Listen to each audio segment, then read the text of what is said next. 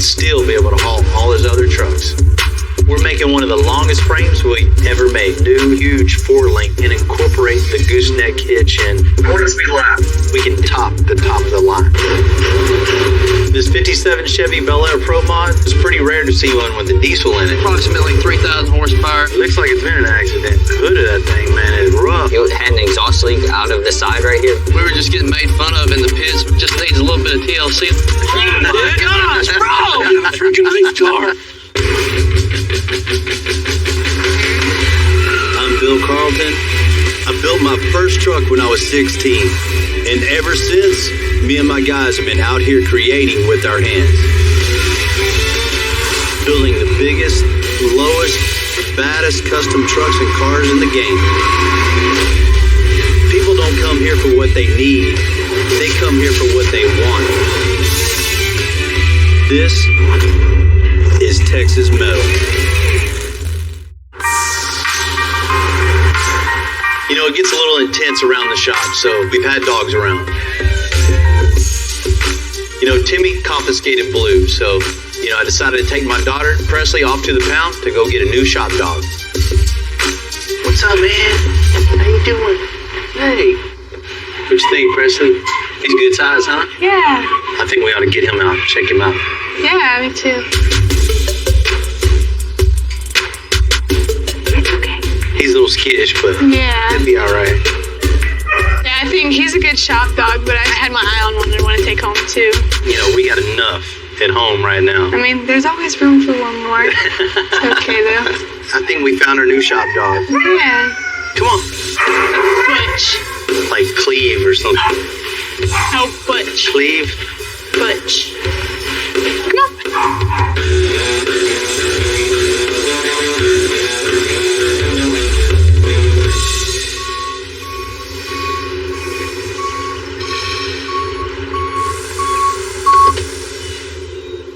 You know, I always get excited seeing a new project roll in. You know, you always hear talk on the phone, hey, I'm going to bring you this, I'm going to bring you that, but, you know, it's never real until the project actually gets onto the property. And seeing this thing backed up, I'm ready to get going. Made it, huh? Yes, sir. So what you gonna do to this thing? Man, I don't even know yet. No? I guess I'm going to have to get with the owner and really see what's going on, right? I was expecting a new dually. I didn't realize it was a brand new dually. You know, it's a beautiful, beautiful 2020 GMC Denali dually. One of my personal favorites, just seeing a dually come in. You know, he's got the right idea. It's gonna be nasty. Man, I appreciate it, man. Let me know when it's done, bro. You got it. Hi, bro. This 3500 Denali dually was shipped from the owner in Kansas City with a top-of-the-line 6.6 turbo diesel. It's a good-looking truck. It's a beautiful truck. You know, I can't wait to talk to him to really see what we're doing to this thing. It's going to be a great, great project. JD, what's happening? Yeah, hey, what's going on, Bill? Another day in paradise here at Extensive.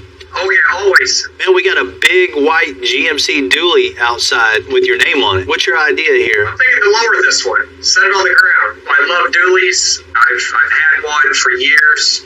I've always lifted them. You know, I just love a big 4-door dually with 6 28-inch wheels all the way around this thing, flat on the ground, with an addition of air suspension. You know, I'm ready to shock people when they see this thing. Yeah, I've never seen one of those sitting on the ground. Never even heard of anybody. But, you know, to slam one, JD, you're in the right spot for sure, man. see, I'm excited. How are you going to be using this thing? You're just going to be cruising around every day? You know, are you wanting a tow hitch? You know, we want to take it to shows, you know, kind of represent our company. We're actually towing two other vehicles to SEMA with this truck.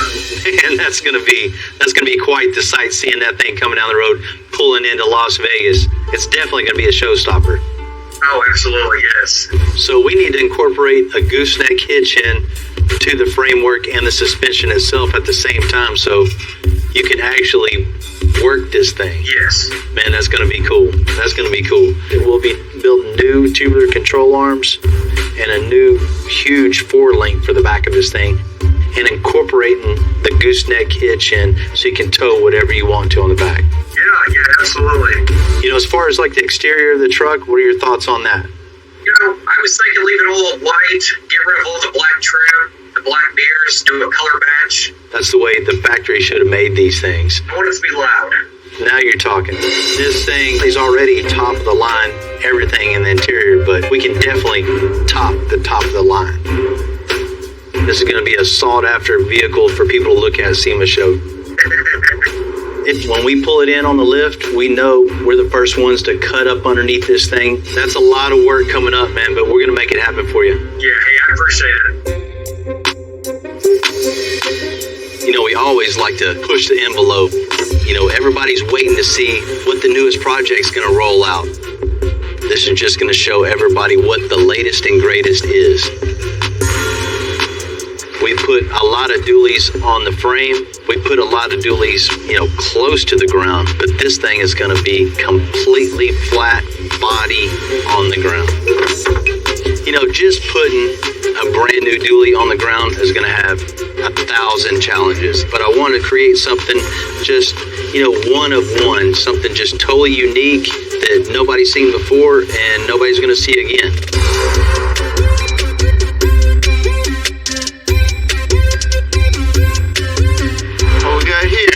Customer just dropped this thing off. New dualies look good. They look real good in my driveway.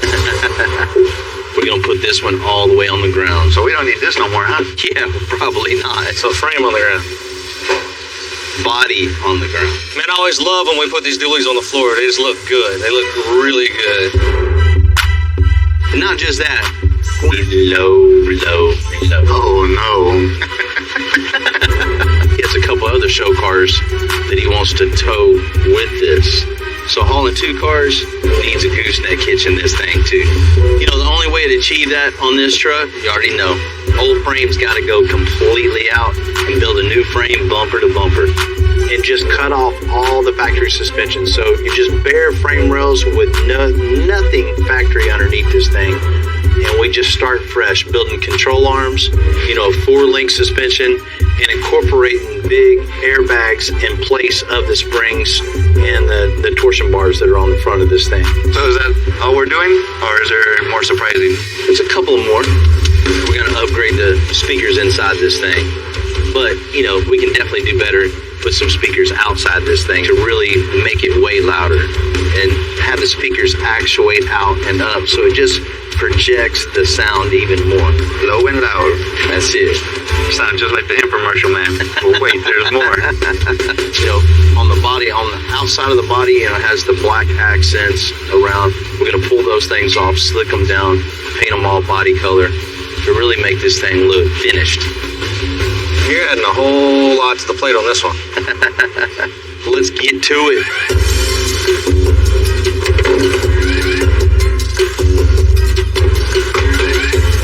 Now these new trucks are packed with electronics. So teardown is a huge job on top of what already is a huge job.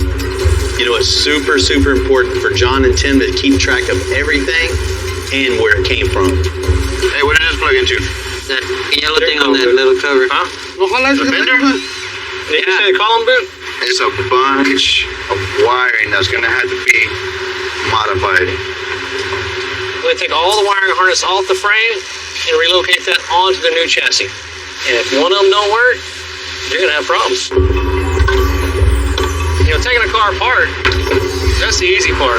Taking it apart with the thought that you got to know how to put it back together, you got to know what goes where, that's the task. The more thought you put into it when you take it apart, the easier it goes back together.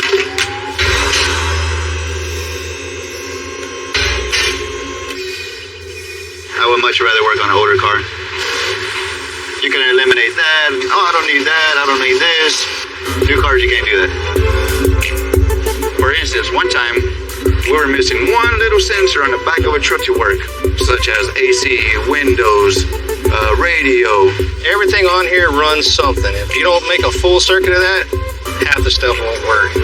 Taking apart a new car is like taking apart a car and a computer at the same time. These things will almost drive themselves, back themselves up, back a trailer up for you. But all that has to have a bunch of wires going through it to make it work. I would still never trust that though. I'd drive it myself.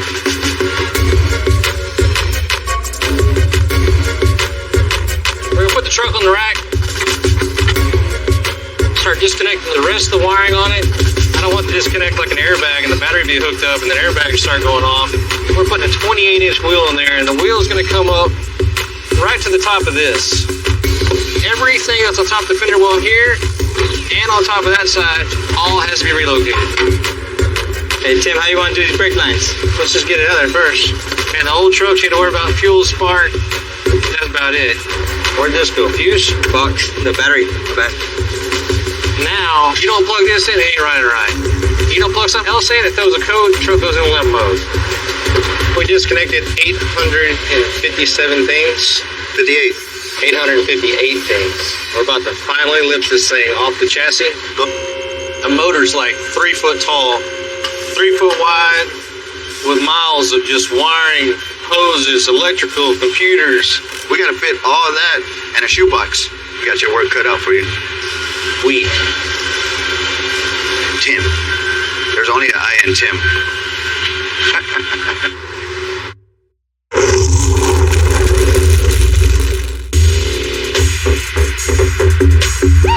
The owner of the 2020 Denali wants to drop this thing on the ground and still be able to haul all his other trucks.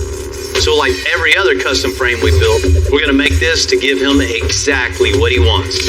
Wow, look at how far the bed hangs down on the sucker.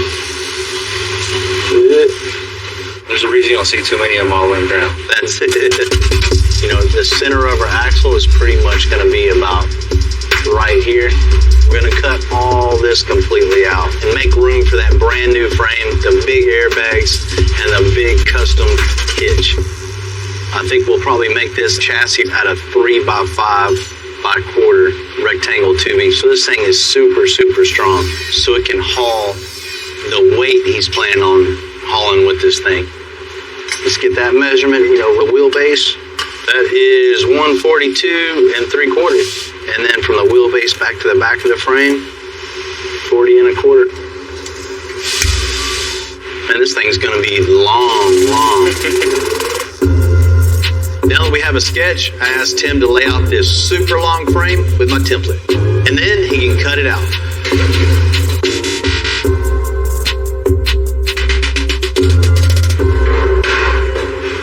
You know, with this thing standing up, you really start to get the scope of how big this thing is. We're looking for a frame that's as straight as possible. These have to be exactly parallel with each other, because if that's not right, when you go to do all your suspension and get measurements off the chassis, if the chassis is off a little bit, all your suspension is going to be off a little bit. We're 1/8 inch off. That's not right, nothing else comes out right.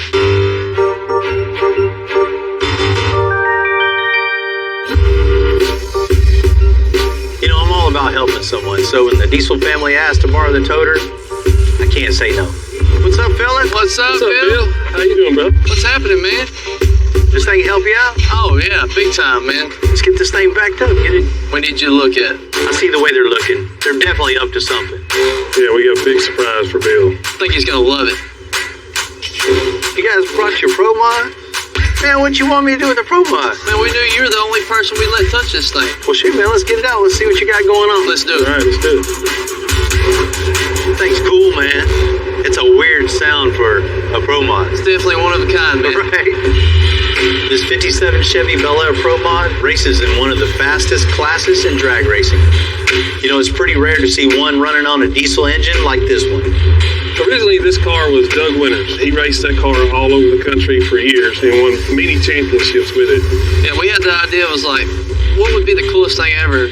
Saw this thing for sale, threw the Cummins in there, approximately 3,000 horsepower. I mean, killer setup. Just needs a little bit of TLC on the outside. This thing would be perfect, dude. Yes, he will. Man, you know, we don't normally work on race cars or build race cars here, but what are you guys thinking?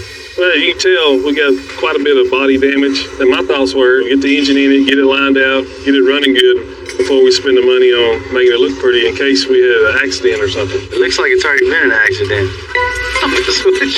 We want you looking good at the racetrack, man, for sure. So what we'll do, go through getting these gaps lined up and making this thing look presentable. The hood of that thing, man, is rough, huh? It had a blown Hemi in it whenever we bought the car. Yeah.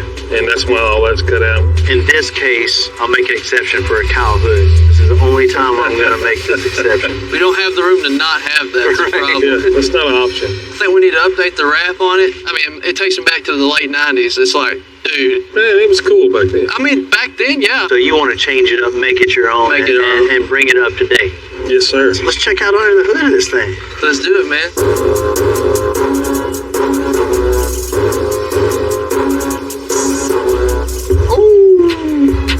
Man, you can't be having that. That's what I wanted to talk to you about, man. Come on, guys. I mean, everybody wants to see what's under the hood of this thing because it's making such a crazy noise, and you definitely don't want them looking at that. I know, man. That's what I was thinking. We redo that exhaust, make it a lot easier for us to get in and out of the trailer. Definitely, we got to get you hooked up with that, man. So, Bill, you think you can handle all this? Man, Tommy, I can definitely do that, but I've always wanted to do a big smoky burnout one of these things. Man, this old diesel will do that? Oh, yeah. But you want to do it right here, right now. Yeah. Let's take do it it. out. Things moved out of the way because we know when Bill gets in there, you know, they don't call him Wild Bill for no reason. I mean, this guy just cuts loose and everything. Get it up to 2,000 RPMs and hold it for 8 or 10 seconds. I gotta make sure he doesn't try to cut a donut in this one because, I mean, that might get out of This hand. can go straight. Hopefully it Hopefully does. That's it what we want.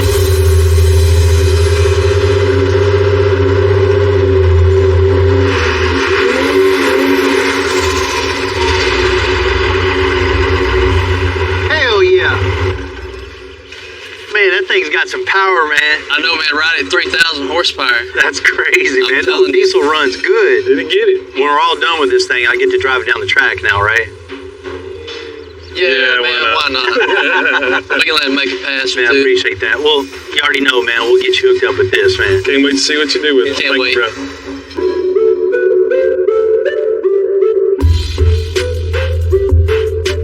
Looking closer at this car, man, it's hurt. It definitely needs some help. I can see why it's here, and we're going to help them. You know, the one-way diesel guys, the whole family, I love them. They're down for whatever I need help with. They're 100% down.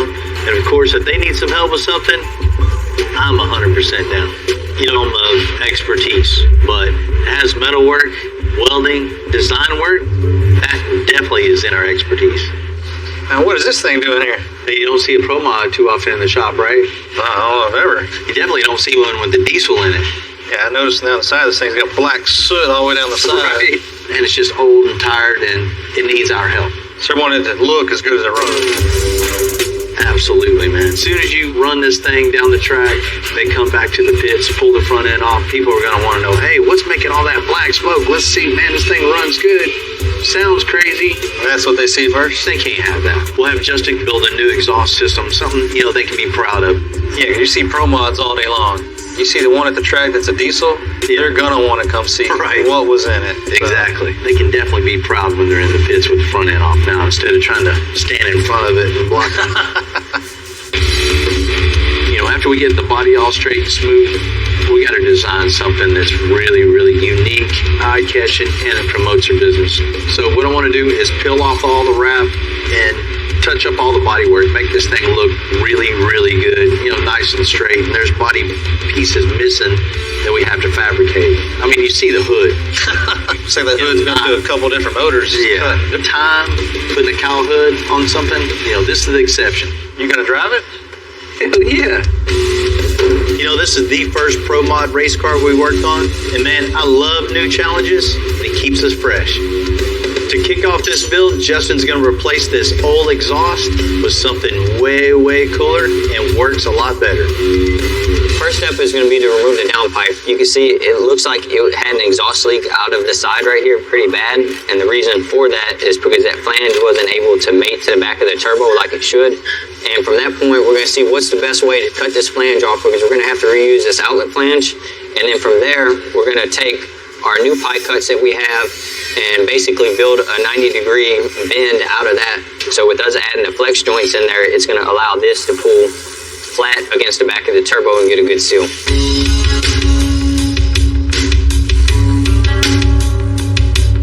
You can see right here where a lot of the black soot is. They had a lot of weld buildup.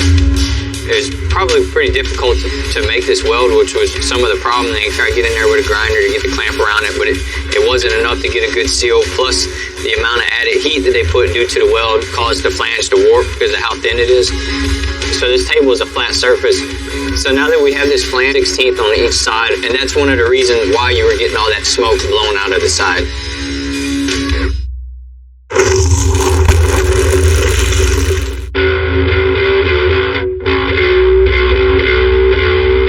It's no secret, I think some of the old ways are the best ways. I just bought this big old lathe that's probably about 100 years old, and it's just in time. The old exhaust system on this diesel Pro Mod race car had a leak. So Justin's going to use the lathe to machine a new seal for the exhaust. So what we're going to do is try to true this up, make it where we have a nice flat finish again before we start welding on it. You see machine marks all the way around the flange. That way we know that it's parallel to our chuck.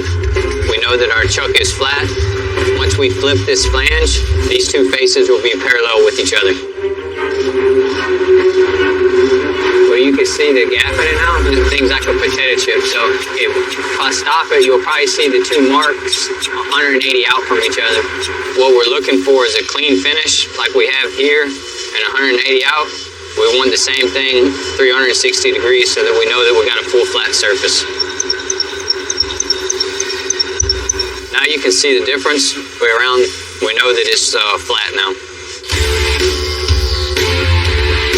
Since this flange was originally smaller and they stuck a larger pipe on it, you have a separation between the two materials. So I'm going to weld on the inside to tie it in, and I'm also going to weld on the outside to tie it in before I put my 5-inch pipe over it. So I know it looks like a lot of time and effort is going into this little piece, but this right here is the foundation for what we're building off of, so it needs to be right. Now that we got this piece welded up with all the holes fixed in it, we're gonna go ahead and tack this top ring on there, get it attached back to the turbocharger. So we're gonna need 10 of these put together to get our 90-degree bend. But we need to get it to clear this tire. So what I'm going to do is I'm going to tack another 5 pieces together. That'll put us at a 45-degree pitch to get it to come out this way. We'll do a straight run of pipe and then another 45 to get it straight at the bottom, and then from there we'll come out of our fender. When you're making pipes like this, it's a lot of figuring out. You kind of just start putting pieces together and kind of see how it works and then go from there. Right now I'm liking how it looks.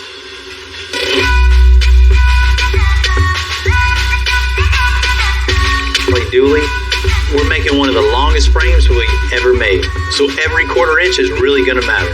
Because in the end, we have to fit the engine, the wiring, all the computers back under the body. And now there's about to be even less room than what we started with. What we're going to do now is center this axle in between the frame rails, front and back, exactly where we need it, so we can begin the mock-up process of the 4-link bars. The challenge here is we don't have a whole lot of wiggle room. It may seem simpler because it's a bigger truck, you think you'd have more room, but you gotta remember, it's a dually. Our outside of the fenders of the bed had to be narrowed, I think it was 7 inches, so that brings the frame in a lot more. So we're very limited on space we could work with to build our heavy-duty 4-link for this big truck. I'm bending the DOM to make a cross member that'll clear the extra large drive shaft. And that's what's going to hold the front of the 4-link bars.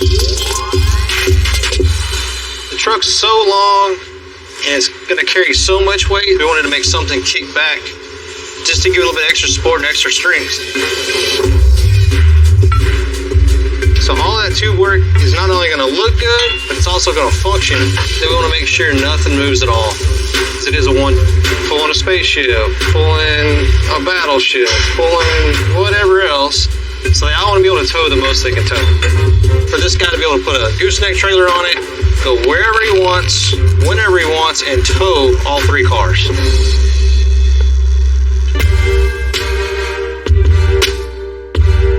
What we got here is one of our 4-link bars set up with the axle tabs, frame tabs. What we're going to do is set this up on the chassis and on the axle. Get these tabs tacked in place. Something like that. Typically, we would put a bolt here, bolt a nut, hold these two tabs onto this heim, set it on the bar, tack it in place. But we're gonna put a bar straight through both ends. That way we know these tabs will set perfectly in sync with each other. John just wanted to say in sync. That way, when you look at it from a distance, one won't look a little twisted than the other. You know, they'll all look symmetrical. And that's what we want, symmetry. Starting to come together.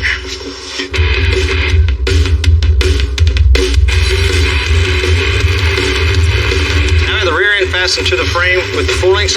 This is the bottom mount. We're gonna make support off the rear end of this, and this is what all the rear of the truck rides on. But we're not gonna use it as a flat piece of flat bar. We're gonna carry the pipe tube work, the theme through the whole truck. And for the weight this guy's gonna be pulling, and the durability, and everything that truck needs to do, we just felt better making a connecting back bracket from side to side. It's gonna be super strong. And right now it's kind of ugly. When it all gets welded together, it's gonna look.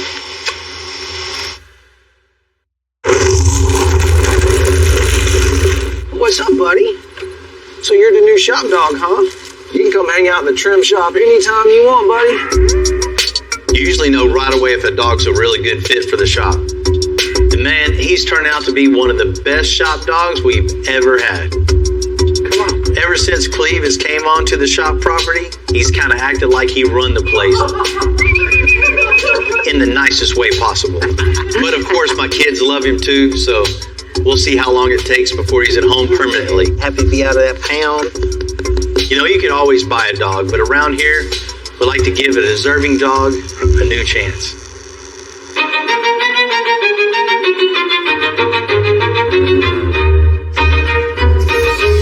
To be a show and go truck. Not only he wants to win trophies, but he wants it to tow his other vehicles. So we're going to build an extra strong gooseneck hitch. This is going to be a support that's holding the whole trailer up. You know, we want to do something too to continue the pipe work through here. So we're going to have a gooseneck ball, and then I'll start building the supports that go out to it. You know, even though we're making a show truck out of this truck, it's still going to be a working truck. So everything we build here has to be stronger than from the factory. That looks really good like this as is, but since we're going to put a lot of weight on this part, which is going to be the gooseneck hitch, I need a little bit more support just to be safe. When this gets welded, they get welded all around, almost make like a second gusset. You're for sure not going to be able to bend this thing with tongue weight because everything faces down. You have to collapse it all down at one time. Well, I reckon them some pretty nice looking welds. Man, we're finally at the stage where this massive chassis can go back underneath that dually.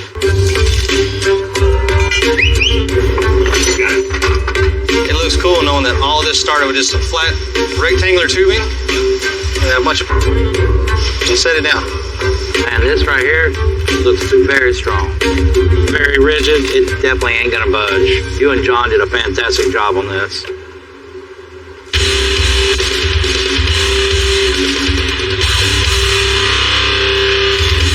Justin's almost done with the custom exhaust for the Diesel Pro Mod. Now he's just tying everything together. We're going to go ahead and build the detachable piece that comes out the fender.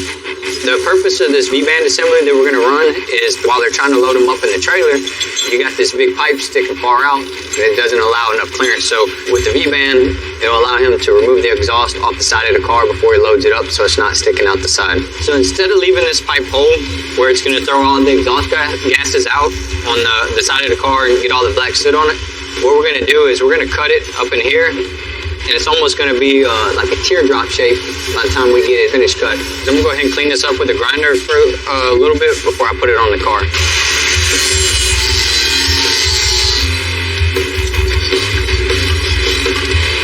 File is more of a real sharp, defined edge all the way around it and like kind of true it up a little bit.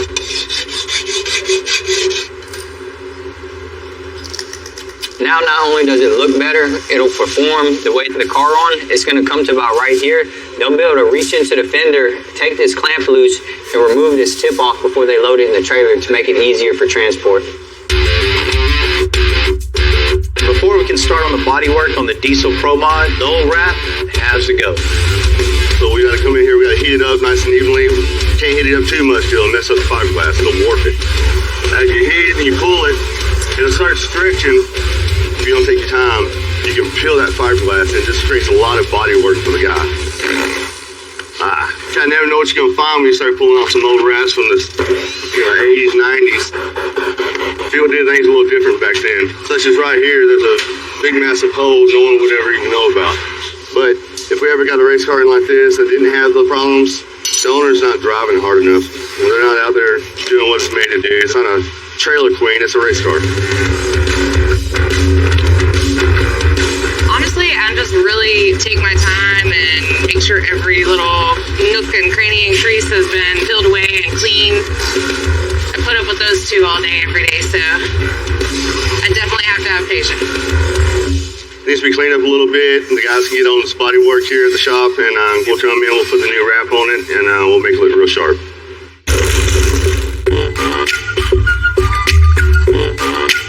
Justin's almost done with the custom exhaust on the Diesel Pro Mod. He's replacing the old steel pipe with the lighter, way cooler stainless pipe, all tigged up. Now that we got our new stainless downpipe bolted up with our recirculation lines tied in, we're going to go ahead and replace this charge pipe. We're going to start from this nitrous plate all the way over to the plenum. This is a lot more than cosmetic. We're going to have a weight savings going from a steel tube to our now aluminum tubing. And when it comes to racing, anywhere you can save weight is a big deal.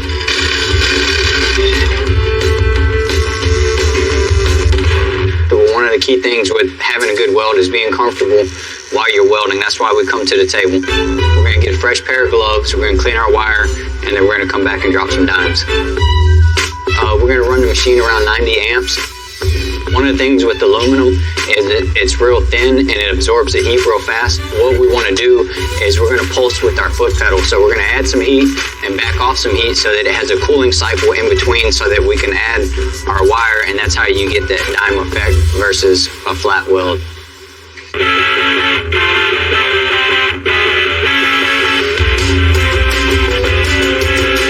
Edgar and the team, they can get right to body work. As you can see, it's all chipped everywhere. The paint's ruined. So what we will have to do here is repair all these fiberglass cracks all the way around the body. Man, this thing is beat up, but it'll be looking right. After we screw our cowl to our hood, we fiberglass it to make it all one piece. So now I'm gonna spray some black on it on the inside to make it all nice and clean. That way when they take it off, it looks really nice. Alright, that's ready to be wrapped. I got my guys finishing up the wrap. And adding new tinted window glass.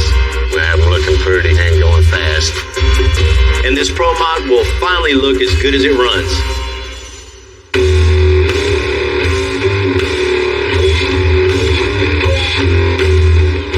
Hard work, a late night or two. We're here at Houston Motorsports Park to give the old Diesel family their car back.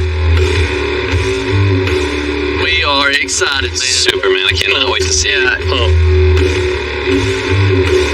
What's up, fellas? What's happening, Bill? What's up, Bill? You got good reason to be. Your Pro Mod was running good, but it definitely wasn't looking good. I know, man. We were just getting made fun of in the pits. You know, when you roll up after winning a race and it looks like that, it's just... Like, did you really win at all? Exactly, you know? It's rough. We kind of won. Yeah, I mean, we did, but we didn't. It's been a labor of love. You know, we put our hearts and soul and a lot of money in it. And blood. To get it, and blood. Yeah, if you don't get blood on it, it's not fixed right. You ready to check it out? Ready. Let's do it. We're so excited to see this thing. Let's see it. Yeah. Dude! Oh my gosh, bro! Oh my god! Did you see that? That is the same car, freaking man? awesome. Awesome. We got a freaking big car. We got a race car. Man, I love it, man. Oh my god, dude. That thing is perfect. That's beautiful, man. It looks like a brand new car, huh? This is what I envisioned. When we got this car, I told them, I want charcoal gray, black chrome. It's very intimidating now. That's what we needed. We needed to make a statement. You got the Bel Air theme in there? Yeah. The color scheme's perfect. Oh, I know. Exactly what we wanted. Freaking beautiful. Right. You know, the old Rapid was definitely coming off anyway. I guess you guys were fast on the track because half of it was peeling off before we even got it. The guys behind us didn't care for that too much. No. Spider Wraps guys came over and peeled off his gouges, parts missing. Body shop guys did their thing, made it all nice and straight, filled in the holes. Probably like 10 times more aerodynamic now too. Yeah, we don't have all the holes in the hood. Yeah, no. It's like what, I don't even know what to do with my hands. You know, I make an exception this time on the cow hood, right? Yeah, no, you don't like it. A race car is a little different. Oh, yeah. So it's all molded in now, so it's not So going clean, anywhere. You don't have big holes all in yeah. the front end. Thank you. Make it look good, You know, right? that helps us out a little bit. Especially at high speed, you kind of want that secured on there. When we got it up in the air, we pulled the wheels off, powder coated them, you know, tied everything together. New glass in it, all tinted glass, so Man. it just looks mean. Those extra touches just take this car to the next level, Bill. Yeah, we love that. And this has always been my dream, to put a Cummins in a 57 Chevrolet. To have that iconic car with a diesel in it that we can incorporate, you know, our business, have fun with, and stay classy. I mean, it does have attitude to it. It got a lot of attitude. If people look at this car, they'll know it's a 57 Chevrolet. When you pull up to the starting line, people are just going to already be nervous just by looking at this thing. And they're going to know immediately that they're going to get second place that day.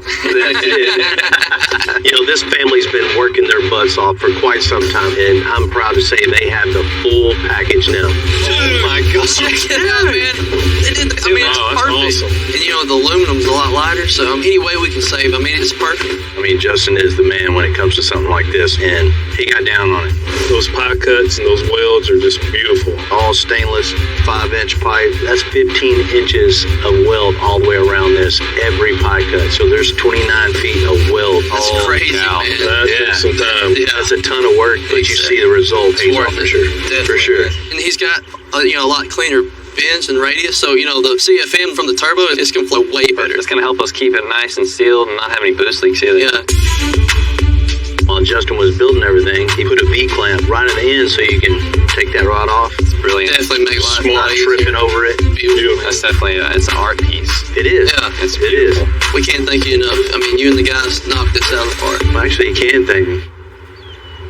You told me something when you dropped this off, right? Yeah, I did. I mean, there's a reason why we're at Houston Motorsports Park, right?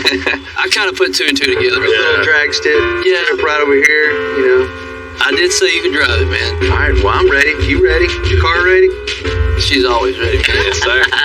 Let's do it.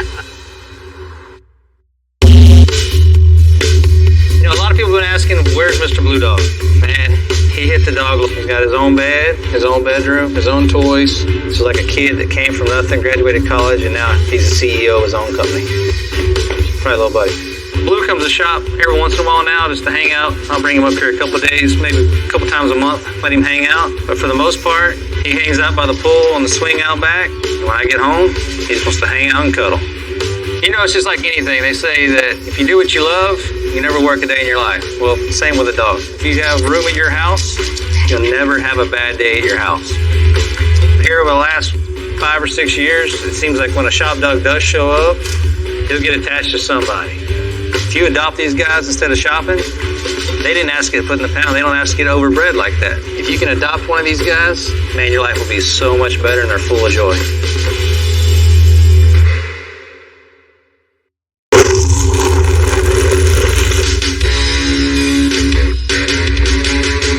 As good as a diesel Pro Mod looks, you know, a performance vehicle like this is measured in speed. And the Wells family is nice enough to let me make a run down the track with it. Man, are you ready for this? I'm born ready. And I know you can drive. I'm just saying. I mean, this. We're about to see, huh?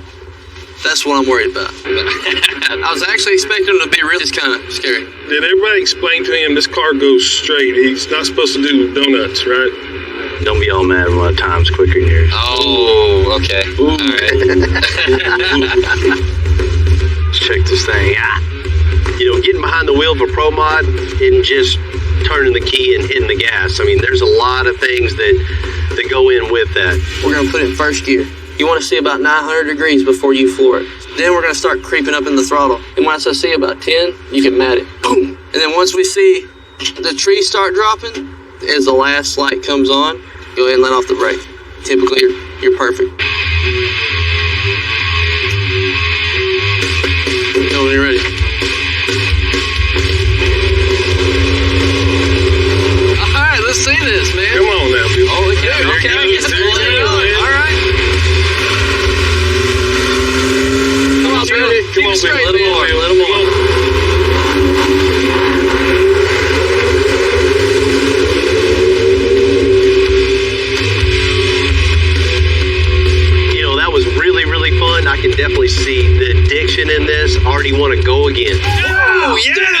job, That bro. was awesome, man. What a pass. Good What job, you think, man. Good That was job. awesome. One way How about that? We'll talk about it. Yeah, We'll talk about it. How'd it feel, bro? Man, that was cool. I'm really, really impressed with the diesel engine doing what it did, man, for sure. They're pretty fun, huh? Definitely adrenaline rush, man, for sure. Absolutely, man. We really appreciate everything you did for us on this car. It looks absolutely killer. It's insane. I mean, it's perfect. It really is. So we can't thank the guys at Extensive enough for this, and It's literally a dream come true. it is a dream for us, man. You know, that's what it's all about for sure, right? That's right, Sir. man. Family and going fast. And looking good. And looking good, man. Thanks to you. I appreciate it, bro. Man, appreciate you guys. All right.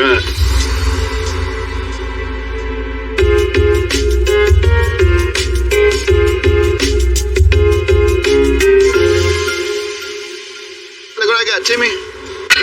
Tim and John are almost done with the rear suspension on the 2020 Denali Dually. So what we have now is the front crossmember for this dually chassis. This is where the motor's going to sit. If we can connect the chassis to this front crossmember and connect the crossmember to the front core support, finally this frame will be complete, and then we can move on. Now that we got the strong foundation, we can drop in that big old Duramax diesel. We've been at this thing for a couple of months already, and we still have to make room for the big old notch and those big old wheels. Finish the front suspension. You know, on an older truck, making a frame this big would be the hardest part. But on a new truck like this, we're really just getting started. This is going to be a real tight fit. Fitting a watermelon in an egg carton. For a Fury, I thought this thing was solid. It's solid, full of holes and crap. Too bad it's not the roof that looks like this. I know, that we're gonna chop it off. It's called a sling ray. It started as a Polaris slingshot with 3 wheels. I just didn't feel like it was finished right. No matter how custom a car is, there's always something else to do. Holy cow! I'm Bill Carlton. I built my first truck when I was 16. And ever since, me and my guys have been out here creating with our hands. Building the biggest, lowest, baddest custom trucks and cars in the game. People don't come here for what they need. They come here for what they want. This is Texas Metal.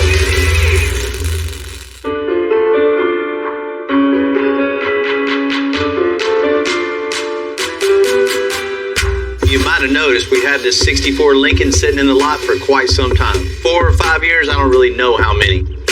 Well, numbers off this thing. I think I got this thing sold. Really?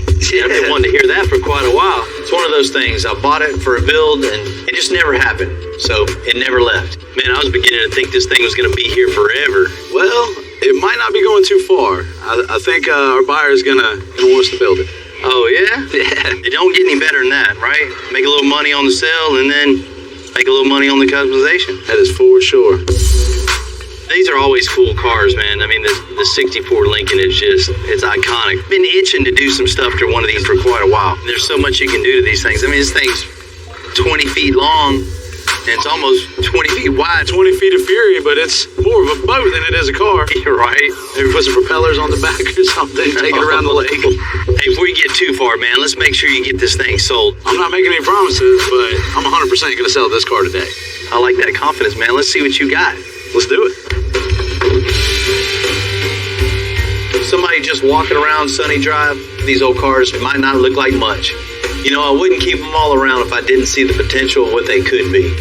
The whole trick is to find someone that wants that project. Once you have that, it's really satisfying to bring these old cars back to life. Hey, Bill, how are you? Hey, man, real good. Congratulations, you're the new owner of the 60. It's a fantastic car. You know, ever since I rode in one about 25 years ago, wanted to get one of these, a nice convertible Lincoln Continental ever since. The one you bought is a coupe. It still has its top on it. You know that, right? Can you guys help me with that? So you wanted to make this thing a convertible. That would be sweet, yeah. Man, we can definitely do that. That'd be real cool. Just chop the top off, weld all the seams up, and just make it a convertible all year round. All year round, yep. Where are you located? I'm outside of Boston, so we'll have to make sure it's got some heat. We can definitely do that. How far are we taking it? If you guys could do your magic and make it something really, really custom, really sweet for me, I'd love to have a really nice street cruiser that goes fast and handles well. And we definitely got you on that. First thing, put a modern engine in it with a lot of power, reliability, just something you can get in, hit the key, and haul butt with. Oh, I love it. We'll put it on air suspension, big brakes, big wheels and tires. Make this Lincoln ride really good, handle really well, and you're gonna look cool doing it. That sounds awesome. Any preference toward any colors, anything like that? To me, a Lincoln Continental, that vintage has always been black, and then in the interior, I think like a white. Kind of like a Junior Mint. Yeah, there you go. There you go. Frank wants this full-time convertible, so one thing we're going to focus a lot on is the interior. That's a really, really important thing on any car, but especially build you something just totally custom and totally unique and just make this a piece of art. All right. Well, Frank, man, I know exactly what you want, and we're gonna make this thing happen for you. All right, perfect. Can't wait to see it. Talk to you later. You know, this job's like a double-edged sword, right? On one hand, it's really good to get this thing out of the lot, get it sold, but, you know, the other hand, I know exactly how much work is going to have to go into this. Every job has its own set of challenges, no different. You know, I'm really nervous. One of the things you dread most on a car this old, been sitting for quite some time, is rust. I mean, rust destroys everything. I mean, it's a New Mexico car, nice and dry climate. It should be pretty solid, but once we blast it, we'll know for sure.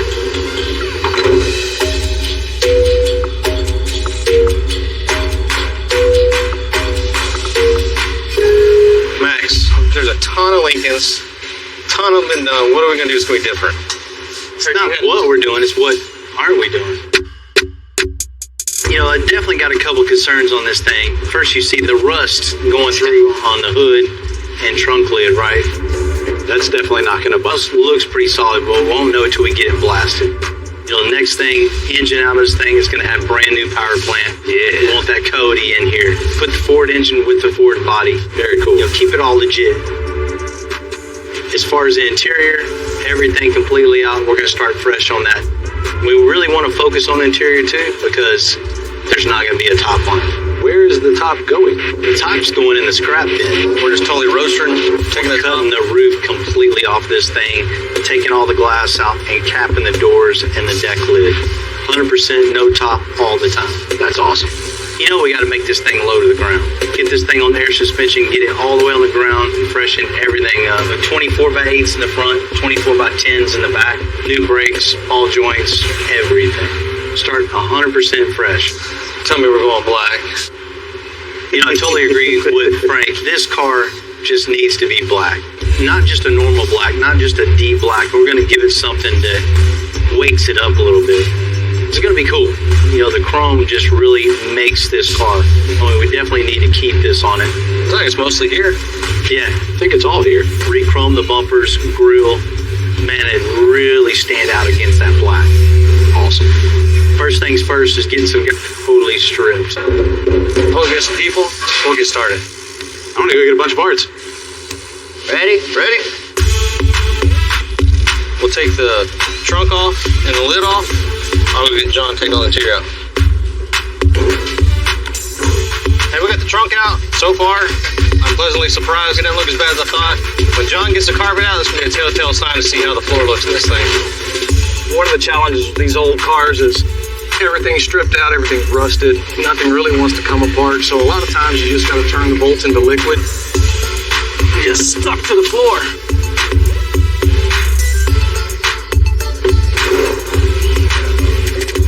It's still standing here. That's a plus. Surprisingly, it looks really good. This floor could have been a whole lot worse.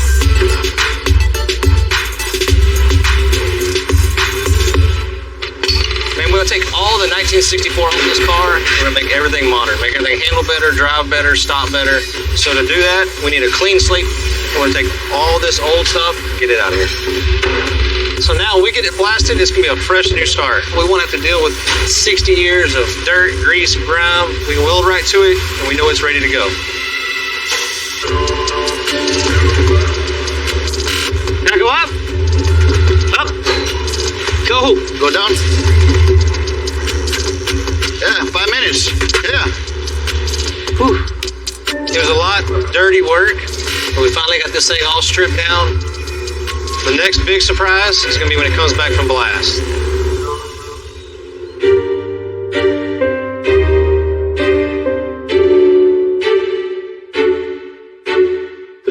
how backed up the media blaster is, sometimes a project can take up to 2 weeks to come back.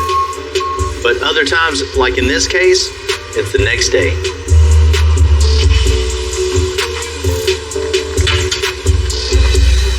And it came back from blast. That side doesn't look as bad. I want you to look at this side. It looks a lot rougher than when it left. Especially, I don't know what's going on here. You speechless? Man, I thought this thing, was solid. It's solid, full of holes and crap, right? The paint was all faded. You would think over time you'd start to see stuff coming back through it, but it was well hidden. Man, very well. The other side looks decent. The floorboards look decent. Everything underneath looks good. Yep. Too bad it's not the roof that looks like this. I know, the roof looks really good. We're going to chop it off. Well, we got to do what we got to do now. We're already too deep in this thing to do anything about it, so we'll just replace the fender. Probably going to replace the quarter. Let's get it.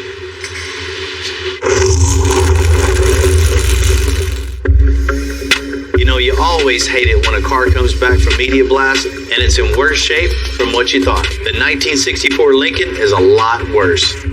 Luckily, Max sourced some old replacement panels. That way Jamie can get busy and get them replaced. This thing's pretty much beyond repair. I mean, all the Swiss cheese down here, these ripples into the door jamb, and then we come to the front right here. This is pretty much the same story. It's too far gone. We don't want to put any metal like that back. So best thing to do, go ahead and cut this off, skin this with a new fender, and send it back to the body shop. Let's get started. All these little indentions are spot tacks. I have to drill everyone out. So cue the time lapse. Spot tacks are just about out, so we'll go ahead and score a line right next to this door to make it easier to go ahead and get these leftover spot tacks out. Just a quick cut with a cutoff wheel, and we'll have this panel off. This was on another car a week ago. Just an old 64, 65 fender. I always like to use original parts instead of like a repop. The new metal is a little bit thinner, the old metal is a little bit thicker and stronger. On this panel, there's a chrome trim piece right here. If I don't leave even, you'll see a gap on the chrome. So it's really important that I clamp everything right where it needs to go. In the old days, this is how they did it with the spot tacks. Nowadays, they glue panels together.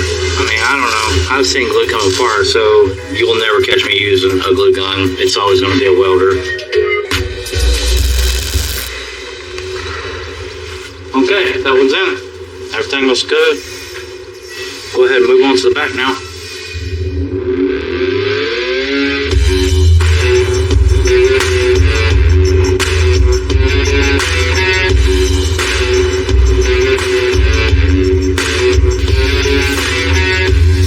I look up, I've been wanting to see this thing for quite some time.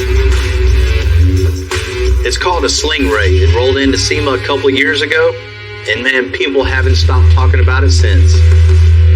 Tim, what's happening? What's up, Bill? How you doing, brother? Man, all right. Man, I finally get to see this thing in person. Sure do, man. What do you think of it? Man, it's crazy. But finally seeing this thing in person, it's amazing. I mean, it's a work of art. It started as a Polaris slingshot, which is an auto cycle with 3 wheels. We basically turned it into a 4-wheel conversion instead of 3 like the typical. That's unbelievable. Dropped in an LS3 with a stage 2 Whipple. And of course, we did this crazy exoskeleton to match Corvette ZR1. 650 plus horsepower, a huge sound system in it, and it's all on air ride. Crazy. Big adult go-kart. This is the kind of thinking that I like, just totally out of the box. So what brings you by, man? A couple little things that, when I got the car back, basically just weren't complete. I just didn't feel like it was finished right. I totally get it.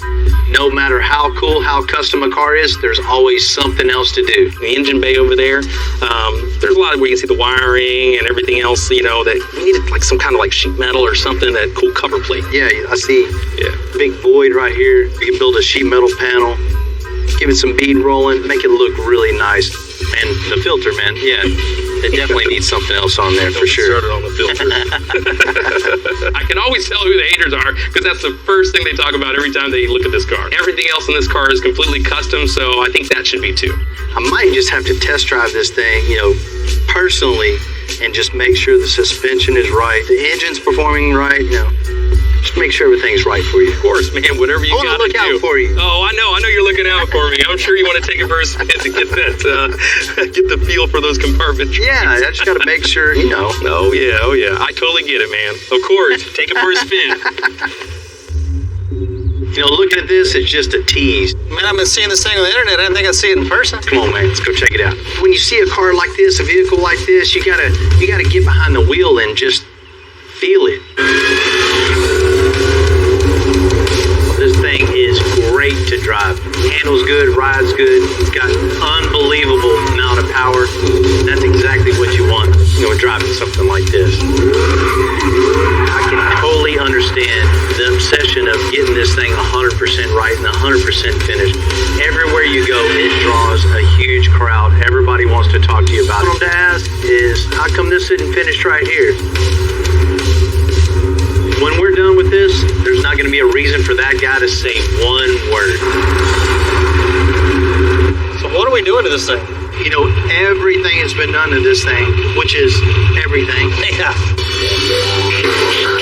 Once you have a project done like this, there's always that 1 or 2 or 10 things that you see that nobody else sees. Once you see those things, you can't unsee it. You're just fixated on it until it's fixed. Of course, one of the things is the air filter. This thing is way too cool to have something that uncool on it. The next thing, it's got a couple little pockets in the front, little factory, little voids where you see down in it, just looks unfinished. We're going to fabricate custom panels on both sides of the engine to hide all that wiring. And then we'll color match them with two-tone paint. Clean it up real good? Yeah. It's really cool to get a project like this in the shop, even though we didn't build it. It's good to be a part of it.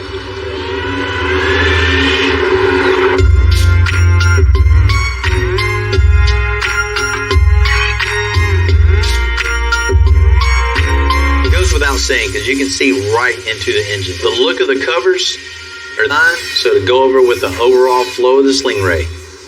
Basically, I'm starting with a blank chipboard. And I'm going to scratch out a couple designs, see if I can get some things to work and fit around these areas, make it something you want to look at instead of something you look away from. I'm just getting a rough outline. I'm going to see how I can tie everything in together to hide as much of these wires, these canisters as I can, because it's not very nice to look at.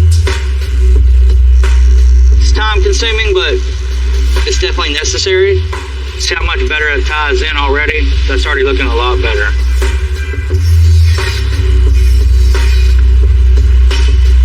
As you can see, it's not just a flat piece of metal. It's got a lot of shapes and bends and contours. It's busy. I'm gonna have a lot of little tricky details on this one little panel, and I also have to duplicate this to the other side, which makes it even harder.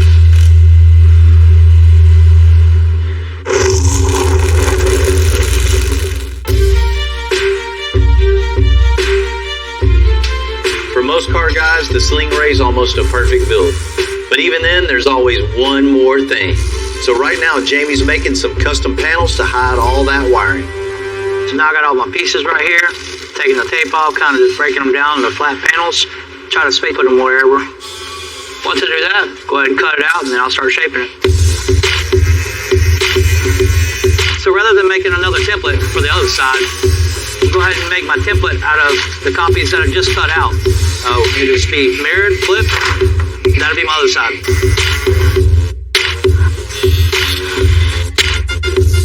So this is my passenger side, this is my driver's side, this is the side I made my template from.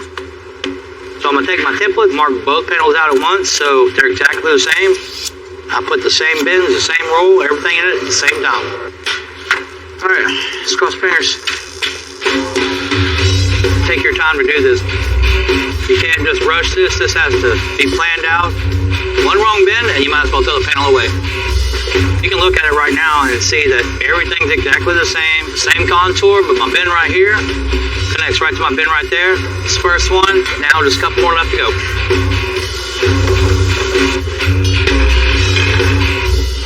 Pretty happy with shape.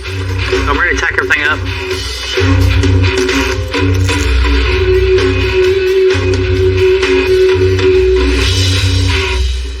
Pretty happy with the way this is starting to look. So all I need to do is mirror the other side, then I can continue on, forming on this piece around the edge.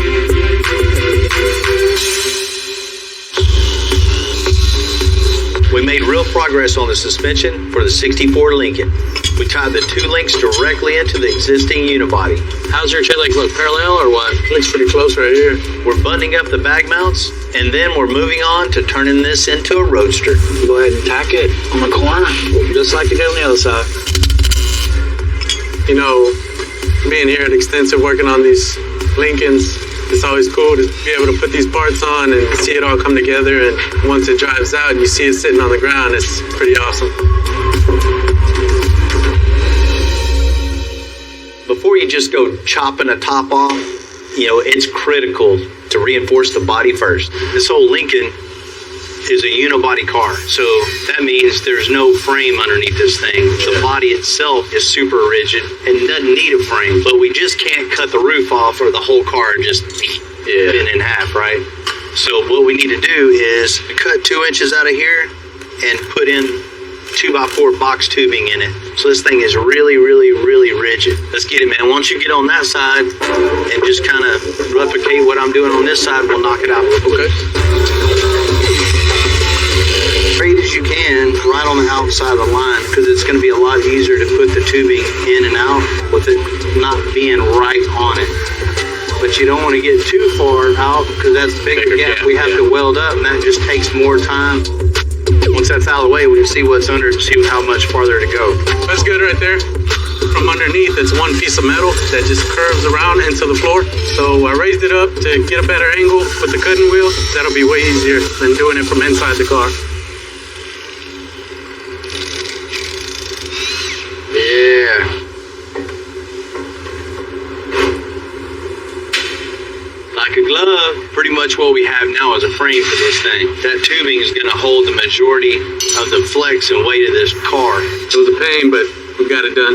Well, you ain't done yet. You got the other half to do. Let's just get one side in at a time to make sure this thing doesn't buckle and bend and twist.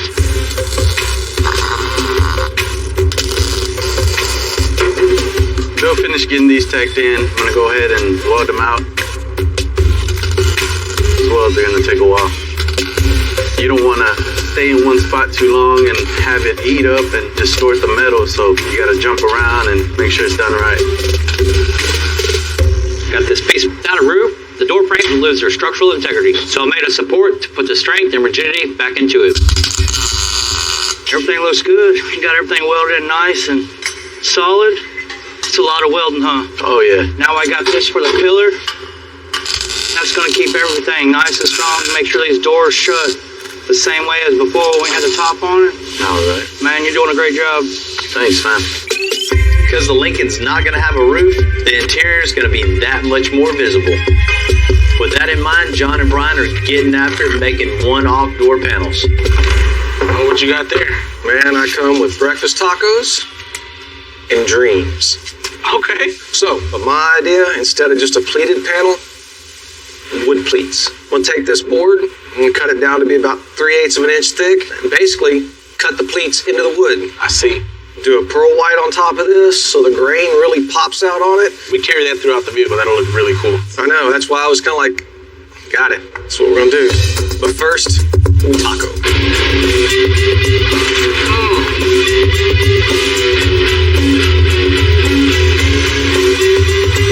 Now I got them cut to size. Next thing I gotta do is cut them in half the long way. Get them 2 pieces the right thickness. We'll run them through the planer, get everything smooth, nice and neat, and then we'll cut our pleats in it. I've set up a fence on the table saw. I want 1.5 inch wide pleats, so cut me some 1.5 inch wide strips.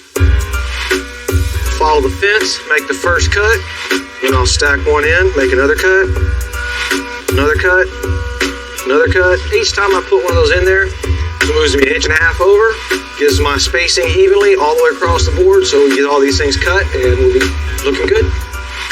All right, so with that done, as you can see, we've got our pleats all the way across here. Everything's cut, they're nice and even. So the next thing we'll do, clean up the edges, they'll be ready to stain.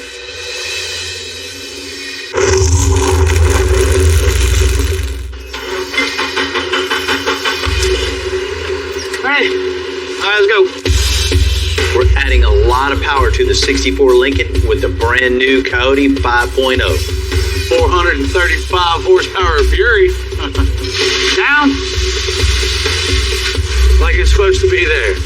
Now that we finished the air suspension and reinforced the body, we can get going to turning this thing into a roadster. We're gonna do a one-weather car. Yeah, there's no putting the top back on after this. One shot deal. Cheers. We'll chop down low right here. And once we cap this part of the door, all this flows together. You know, if you open the doors, man, it'll look nice without that indention there. That's gonna be a clean body line right there. That's gonna look slick. After we get it cut, we'll have the doors open all out of the way. And if we did our job right, the doors shut back in the right spot, right? Everything braced up super solid. I mean, I don't think it's gonna move at all. It's not going to move at all.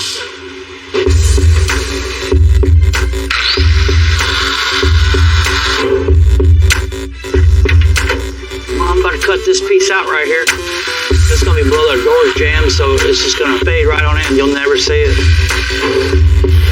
Got the front half pretty much cut. Now I'm just gonna go on this line right here.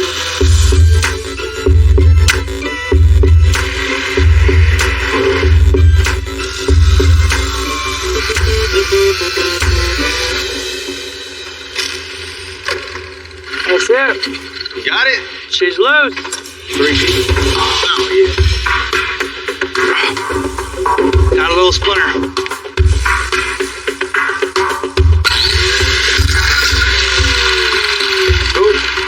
Ready. All right. Got a hard top for sale. Whoa. Let's see if the door's shut. All right. Look at that. Looks good, man. I think they should have made them like this. Should be a factory option.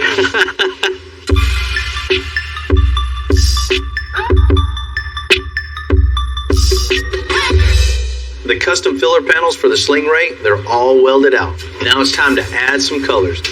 What's up, man? How's it going? Hey, just checking this thing out. Jamie just did a really good job making the filler panels for this. Next step, get it all color matched, making it look good. I don't want it to stand out, so I want this wrinkle black so it all matches everything else. Paint this the silver to match the little trim on the side. Make a two-tone and match the texture and the color at the same time. Yeah. It's gonna look sick, man. Yeah, let me know when you get done with it.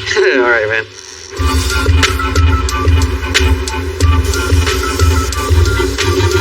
Bill said he wants it a two-tone. From right here, over here, it will be base coat, clear coat, so it will be all gloss. From right here to this side, it will be all texture to match the rest of the car. I'm gonna have to cover this whole piece right here and pretty much leave this wide open. I'm showing you why I'm using this kind of texture is because it's actually real close to the texture of the car, so it'll match really good once this whole thing's done.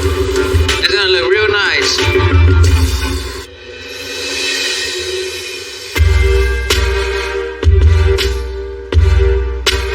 Now Jamie can get the new intake in. Yeah, it looks good. And we're ready to give this right back to Tim. Morning, Bill. Man, good morning, Tim. Good, man. How you doing, dude? Good, man. You want donuts? Nah, man, I'm good. I already had my coffee today. So I figured you didn't call me for donuts this morning, huh? Might have something to show you. Super excited to see it, man. Why don't you just have your little donut, and I'll be right back. All right. Deal.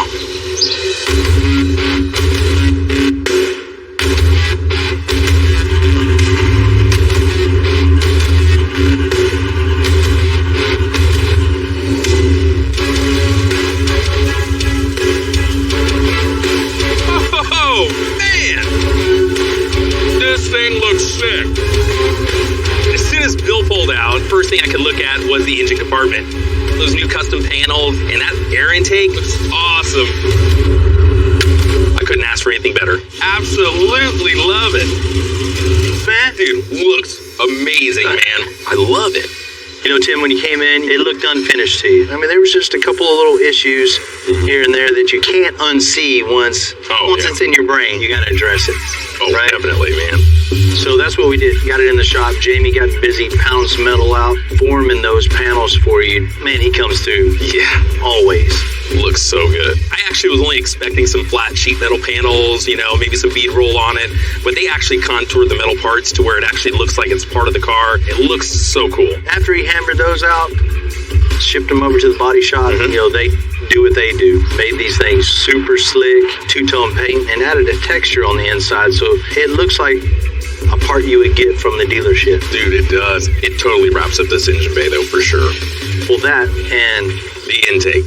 The air intake that you had on there, it looked kind of cheesy, but now it's just over the top. You guys replicated the body from a Corvette, so, you know, just got a 2017 Z06 intake, made it just flow with the rest of it. These are definitely the jobs that, you know, just the little tweaks here and there make such a huge statement. Goes a long way with the customer. Just wraps it all up. Yeah, man. You know, I think this is now complete. Let's go and drive it. Hey, speaking of, yeah, we got something I've been wanting to do. What is it, man? Man, I always wanted to do donuts while eating donuts. What? Yeah, man. You know, I've been thinking about this for a while. You want to do it? Man, let's do it. I'll hold this. All right. I like donuts. I like doing donuts. So how do you top that off? You do donuts while eating donuts.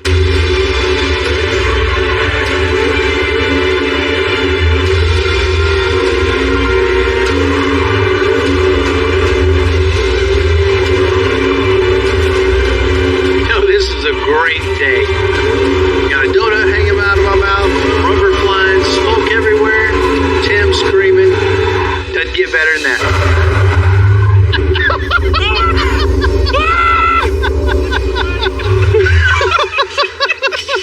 I really tried hard to play cool. I was like, I'm done.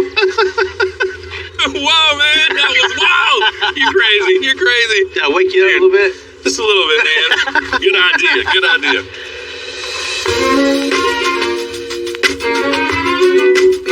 We're painting the 64 Lincoln and brought Lewis in to help him paint the custom wood door panels.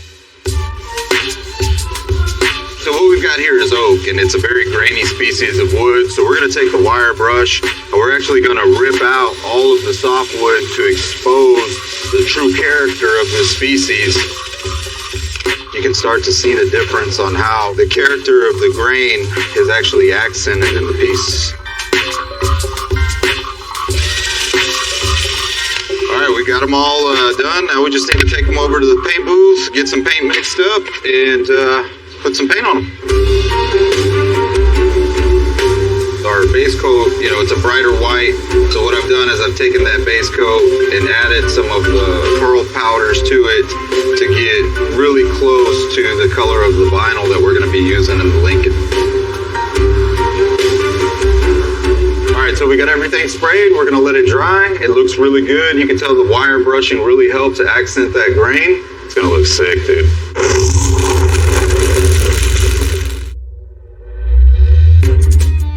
We're almost done making the 64 Lincoln topless. One of the last steps of the metalwork is capping the doors. You know, I love the no roof on this car. Warm, sunny day. Definitely not going to need the windows to roll up. So what we did is bent some 20 gauge sheet metal, and we're going to cap the doors so you can just see smooth custom lines and everything just flowing. And that's exactly what we want.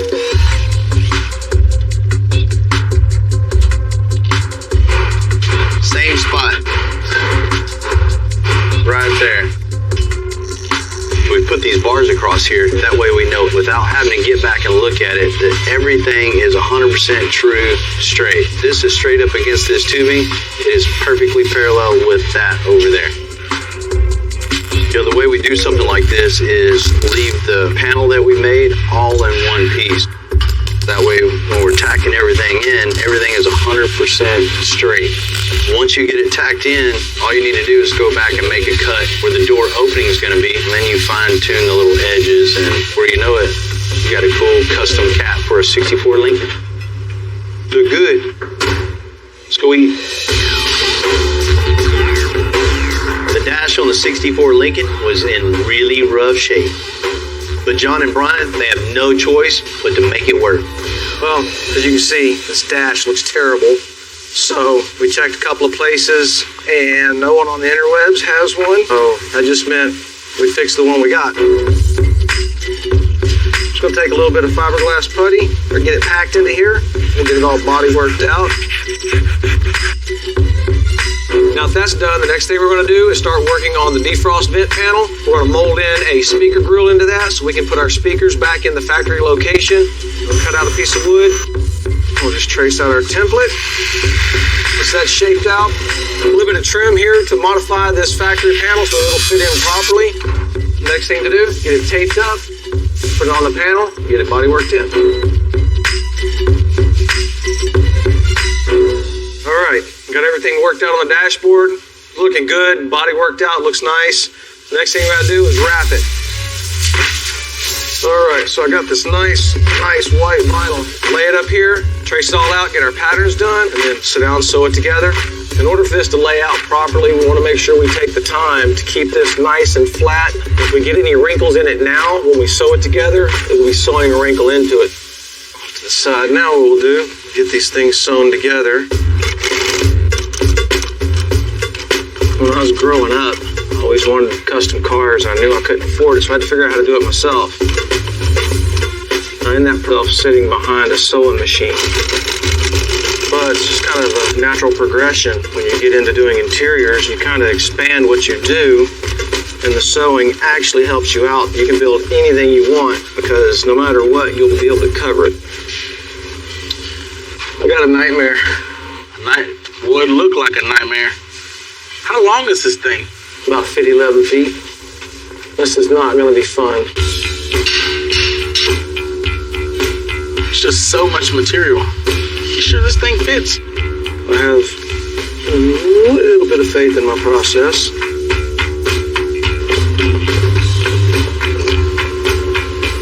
I don't know which work. No glasses or clogged up glasses. So now that everything's glued, steamed, and in place, we're just going to take our knife, take a little patience, and work our way around it, get everything trimmed out. And once it's all trimmed out, this thing will be ready to go in the car. We finished the bodywork for the Lincoln. Now we can get it into paint. The owner wants a high gloss black to contrast the all white interior. Beautiful. And now we can put back in the 5.0 Coyote engine. That looks good on the nice black engine compartment. Yeah, it does. It's tight fit. Well, it's good. Everything else finished up so we can go for a ride.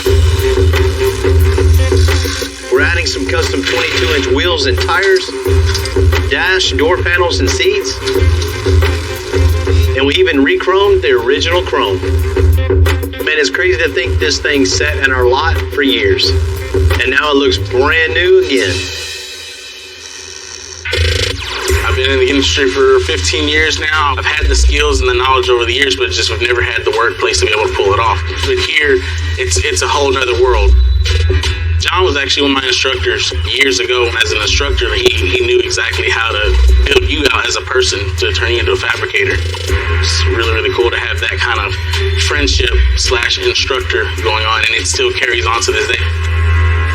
John hit me up on Facebook, and he's telling me there's a position available. I definitely knew I could not miss this opportunity. I had to take this. Since it is the major leagues over here, to get this opportunity and come here and to be able to use my skills and advance my skills, it's a very, very amazing feeling to feel like you got to the top. It was a mind rush to see how this place operates and watch the vehicles come through and the speed we're having to build at, but still have the freedom to be able to build whatever we want. And I never would have thought I'd be standing here looking into this camera.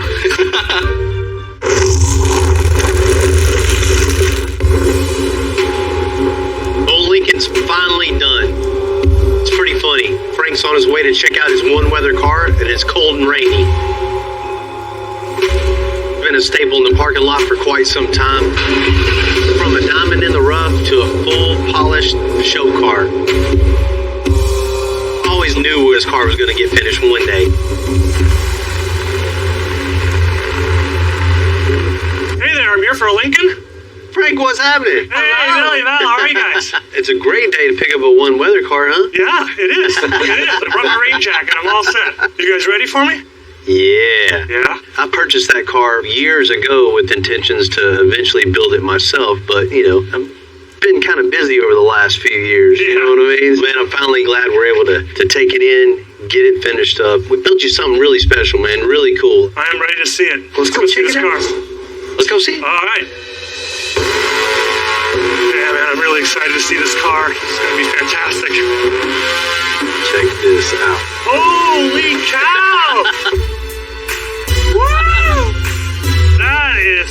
Out and saw that car. Oh my goodness, I was blown away. Just love at first sight. My wildest dreams, I had some ideas, but I couldn't even imagine anything like this. All your buddies are going to be jealous. Oh, they are. They are. Frank, the rest of the world's going to be jealous about this car. You know, there's nothing like seeing a big old long car with a no roof sitting on the ground like this one. You can't tell how many hours and hours of metal work that went into it. You know, I thought it was a solid car. Once we got it blasted, came back, you know, it was way, way worse shape than I originally thought. So we had to end up replacing the front fender and the rear quarter and the hood also. Once we got the body straight, the fun begins. This car being, you know, a unibody, just cutting the roof off isn't that easy. So what we had to do is go in and basically built a frame inside the body of the car to make it super rigid. Give it enough stiffness so it's not twisting all over the place. Yeah, that's awesome. So once we did that, we were able to cut the roof totally off, and we went and capped the top of the doors, and then capped the whole deck. I don't think it gets any cleaner than this. It feels like poised and relaxed, but at the same time like ready to jump, like a Black Panther ready to pounce. Of course, you know, on a car like this, you gotta have it low. So that's what we did. All custom air suspension on it and set all the way on the ground. That just makes this car. Check out underneath the hood. All right, let's take a look at the motor. Oh my God, that is incredible. Wow. Right? Fantastic. Beautiful. Late model 5.0. You got about 450 horsepower under the hood now. This thing will get it. Can't wait to get behind the wheel and try it out for myself. Right. Yeah. I'm glad you like this. I know you kind of awesome. already seen it, but check out the interior. All right, let's go look at the interior.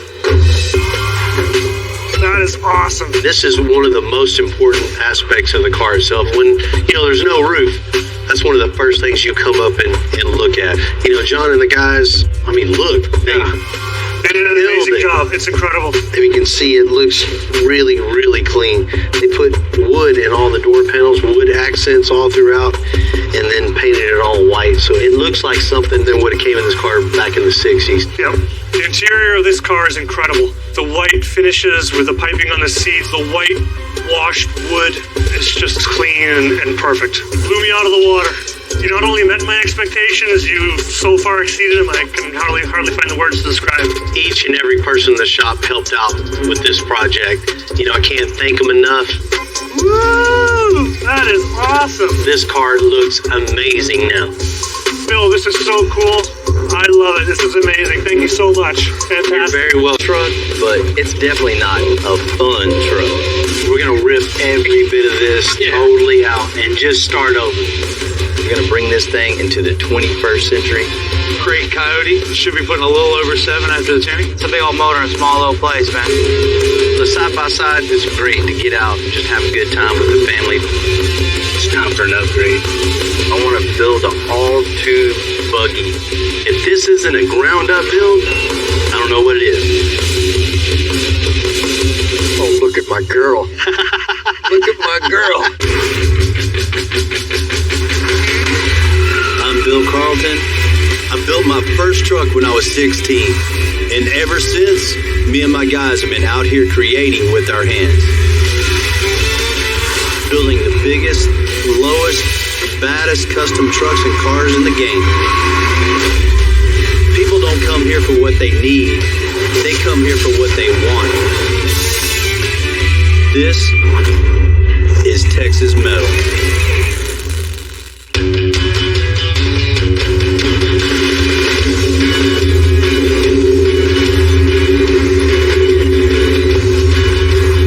Like seeing a new project roll through the doors, especially, you know, a cool Bronco rolls up.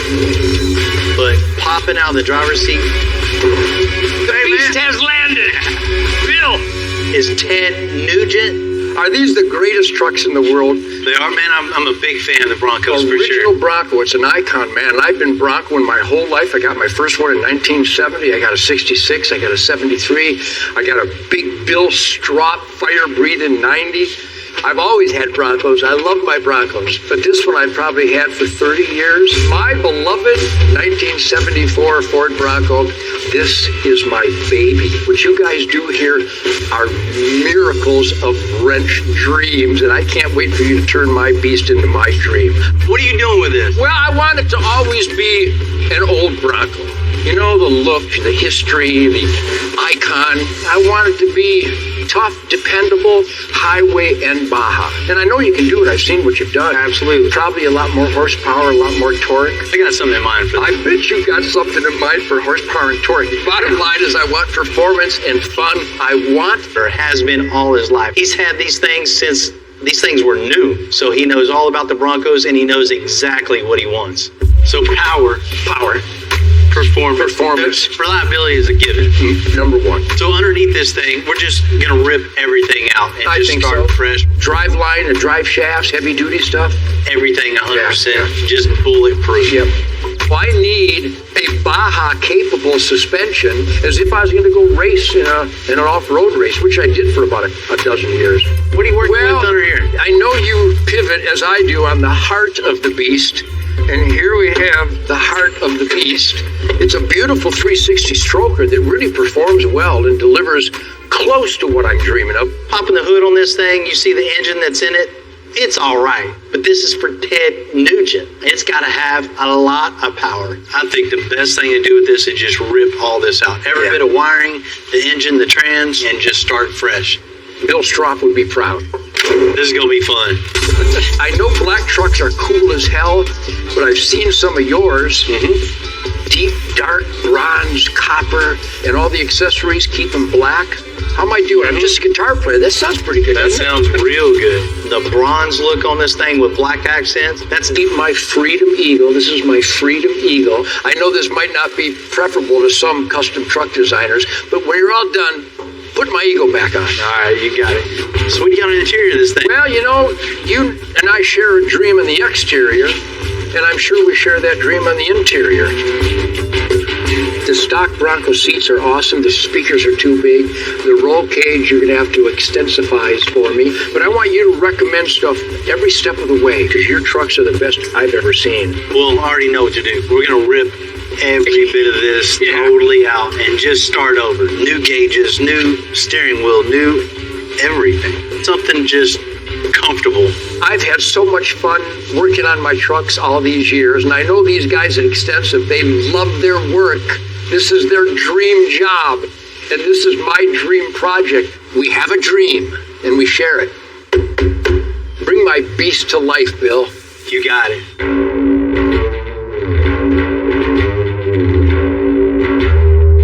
You know, this old Bronco, it was built to be used. This thing is just meant to go out and conquer things. Every button on this thing, every handle, lever is built for a purpose.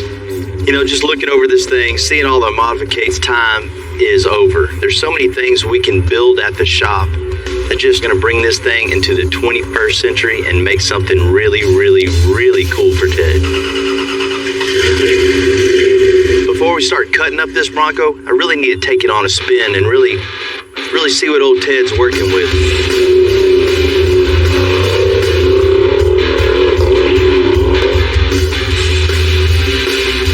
When I'm out on a test drive in the vehicle like this, you kind of feel how much power it has. You feel how it handles, how it just drives down the road. You just kind of see where all the improvements need to be. In this case, everything needs to be improved. This thing's a fun truck, but it's definitely not a fun truck.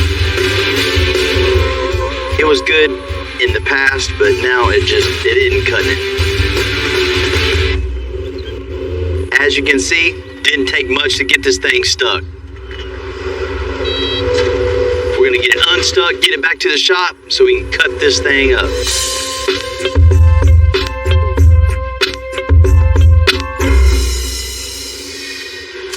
little Bronco. Pretty cool, huh? That's real cool. The mud a little bit. You know, it definitely doesn't have the power that it needs. Bill Carlton said some don't have power. Yeah. Only 9 out of 10 times. Ted wants to get in this thing and drive it wherever, however, off-road, jump, whatever he wants. He's going to abuse this thing. I want this thing to be able to go 100 miles an hour down the road and just jump over stuff, jump right back on the freeway, haul ass home. So he drives just like you. You know, I might have to drive it home and test it out a day or two, you know, just to make sure it's good for him before we give him back. Right? First thing we need to do is get it up on the lip so we can strip out all the old suspension. Everything's got to go. We'll build a super strong, bulletproof 4-link suspension, coilovers, front and rear, something that he can just launch this thing. Got a Stroker 360 in there. It looks nice, decent. It was real cool back in the 80s, but it's definitely not going to cut it now. Rip everything in here, all the wiring, everything 100% out of here. I'm going to put a brand new 5.0 with the supercharger on. This little thing with supercharger. Right? Once we get all the suspension built, John and the guys over at Interior Shop can start building him something old and put back in what's needed. As far as the exterior, of course I like black cars, but in this case, he picked a bronze copper color. Of course, we'll put our little spin on that to really get the color right on it. We're getting rid of the Eagle, right? Man, he was pretty set on having the Eagle on the hood, so I don't know if I can talk him out of that one.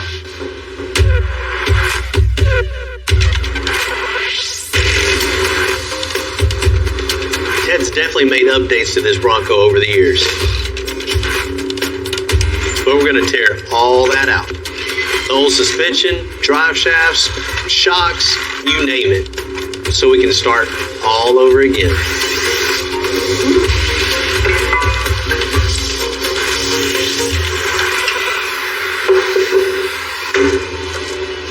Well, there is a bunch of stuff in here. Bunch of everything bolted down. What we'll do, I guess, is take the hood, flip it all the way back, and then pull everything out from the top. So we'll take everything, just fold it over on top of the motor, put it on a pallet, wrap it up, and then we'll get ready to put the Coyote in.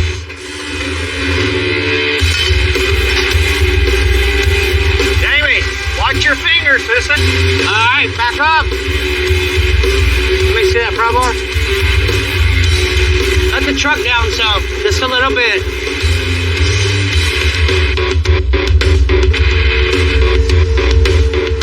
Now we have it out, we're gonna wrap it up with some plastic, put all the parts on this pallet. We'll ship that back to Ted. He's got 4 or 5 other Broncos. He liked this motor so much, he's gonna put in something else.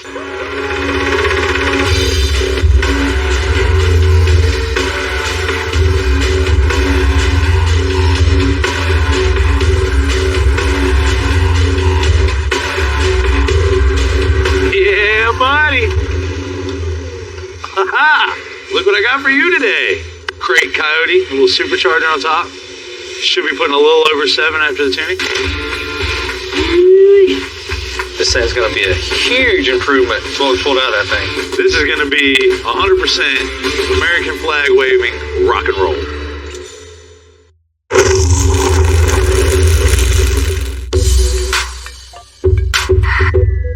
One down. Good? Yeah, good so far. A big part of the custom world is creating custom details, even in places you don't always look. It's a big old motor in a small little place, man. That thing fits in there. Wake up this 74 Bronco, but we definitely can't leave its engine bay looking stock. Basically, when you open this hood, it just looks squared. It was bed linered. It just looked like an old Bronco. So we're adding these panels in here. These two here to take up the sides. Now we're gonna do the front panel that covers the radiator. Kind of made a rough template. This will give us a rough estimate of where we need to be. We'll cut this piece out of a piece of sheet metal. It's gonna fit right on the truck the first time. You know, that's a good part about doing what we do is there's no real book on how to do it. Everybody has their own different way. So with this, it's just kind of free reign to do whatever you want, as long as it makes the engine bay look better. And when it's done and painted, it looks like a lot of thought went into that rather than just a bunch of scanning and print. What do you think, buddy? You got a cold ass nose. You know, this is another example of like geometry in school. Trying to read out of a book, wouldn't happen. Now, in the shop, whether it's a suspension, it's placing a bag panels, we use it all the time. Hands-on geometry, I love. Trying to figure things out, trying to figure out angles, this and that. If I would have hands-on learned it like this, I would have been a straight A student. See how this engine bay starts, everything hidden. So when you open the hood, it makes all your attention go to this motor. We want to give him 100% effort on this engine bay. When you open it, it's just a wow factor.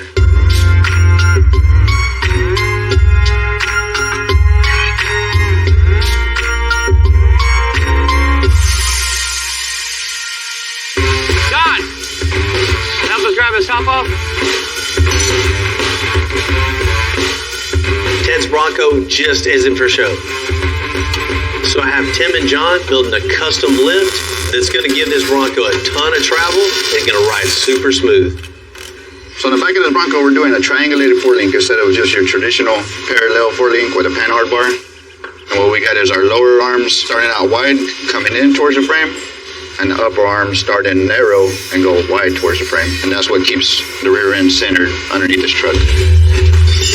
In my honest opinion, this suspension design is way better for like off-roading or jumping stuff. If you jump off the ground or hit bumps or uneven roads, this thing stays centered as the axle does this. And that's what we want, because he is going to be off-roading this truck. So he has to have the best suspension articulation for it. Now we got a 4-link in place, exactly where we want our rear end. Cycle the suspension up and down. Articulates pretty good, Timmy. This thing's gonna drive really, really good.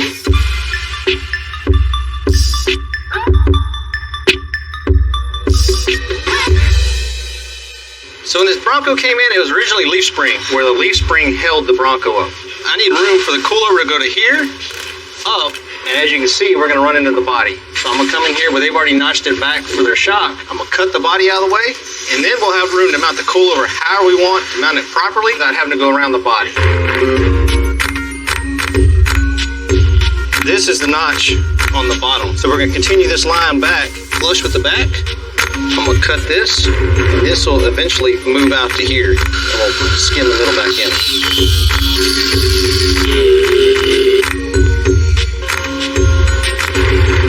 As you can see, this thin wall tubing definitely was not gonna hold the truck up. So it's basically made for a shock, not for a coilover. Off-roading's come a long way since this Bronco rolled off the lot in 1974. And while we're bringing the suspension in the 21st century, John and Brian are going to update the interior. What's up, man? What we got? We got parts. We got a new project going on. What we got today? So, man, I'm thinking on the heat shield? AR heat shield. What I'm thinking is we take these and use these as armrests. And we can take these rail mounts and get these mounted to the door. Take this with the Picatinny rails in it and bolt it in place. And then solid. Yeah, and then down on the bottom of this door, just to break up that flatness, well, I'm thinking we just take out of some ABS plastic and make our own Picatinny rails. We just wrap the door panel over top of those, and this thing will come together pretty quick. Let's get it. Got my piece of ABS here. What I'm fixing to start doing is I'm going to put this on this table saw. With this dado blade here, it'll cut us the right width that we need to start making our mock-up Picatinny mounts out of plastic. But now that I've got this panel all cut down to mimic the Picatinny rails, now I gotta cut it into thinner strips so it carries the same design all the way through.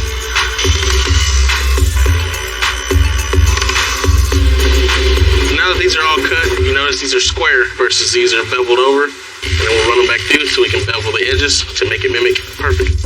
See my bevels here? We are matching now. Our dado blade cuts these little lines in here. We gotta get those out of there. We use this tucking tool. You just get them in there and push them, pop it loose.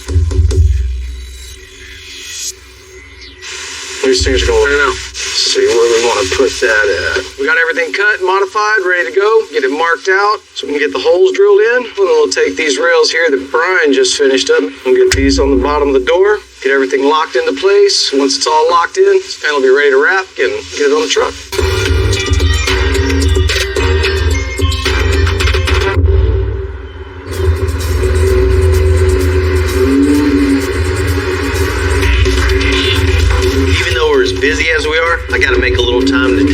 kids out to nature. You know, just clear my mind. Ted's been a huge part of the off-road community for many years, and working on his Bronco has made me think about something that I had in mind for quite a while. You know, it's no secret, I'm kind of hard on my vehicles. I hadn't found one yet that'll hold up 100% of the time when I'm driving. So, I'm gonna start building my own. I knew it. It's time for an upgrade.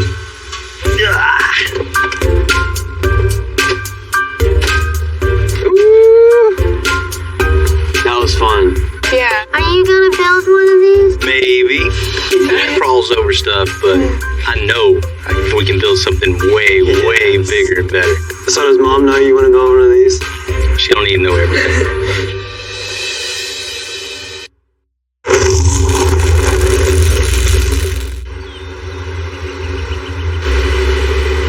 You know, I've been thinking about this project for quite some time. You know, after taking the kids out, this project I'm getting really, really excited about. The side-by-side game has just gotten unbelievably crazy. I mean, these things are 1,000cc, 170 plus horsepower right out of the box. It feels like you're, you know, in a slingshot. But still, those things are very limited. There's always a belt gonna break, ball joint gonna snap every time you take them out. I just want something totally one of a kind, unique, and indestructible. I got some big ideas, some big plans, and I got 4 really big things on the back of this record to get started with. What is this? Those are some big tires, right? Yeah, 58 inches tall, 24-inch rim. Wow. Man, what are your plans with this thing? You know, the side-by-side, but it's definitely limited, right? Well, with these, I want to build something that just pretty much limitless. That's really scary coming from you. Right. Really scary. So you want to build a buggy from nothing. We're going to build everything around these tires. That's going to be fun. Big shocks, big 4-link with big military axles, so I'll never have to worry about snapping axle or anything like that. All tube chassis and big Cummins diesel in this thing. Oh, so, diesel? Yeah, just over the top and just indestructible is what I want. You found the limitations on your Baja truck. You found the limitations on your side-by-side. I know you're going to push this to the limitations. Well, you know, you got to test everything out to see where those limits are, right? So does your wife know about this? You know, Keegan asked me the same thing. She ain't got to know everything. Right? All right. You know, most of the time, you're starting out with a car, a truck, lifted, lowered. You got a kind of idea of what your parameters are. On this specific build, we're starting out with tires. That's it. Pretty much all of this build is in my head. One of the first things when you're designing something like this, it totally depends on the wheelbase, the stance. You know, once you get the tires in place, once those proportions look good, first you get the floor built. You figure out where the engine's gonna be. You figure out where the seats are gonna be. Once that's established, then you start building the cage itself. Then you start building the front end around the engine. Then you start building the rear end around shocks. All that comes into play, and you can only establish that in stages. Once you establish all that, you can actually start cutting some metal and start building.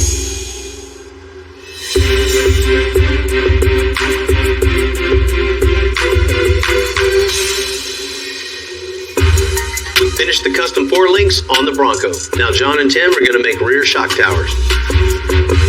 Now, due to having a tall, long travel shock, we have to go higher with the shock mount. So we had to build this hoop that's going to get welded to the frame and raised up about a good 10 inches higher, so the top of the shock come out way up in the truck, which is going to give us the distance we need from here to the axle to accommodate that long travel shock. I do about a half inch from the bottom. There. Now we got our shock tower in place. All we gotta do now is make our shock mounts to attach the shock from here down to the axle. Are you done now? I'm waiting on you.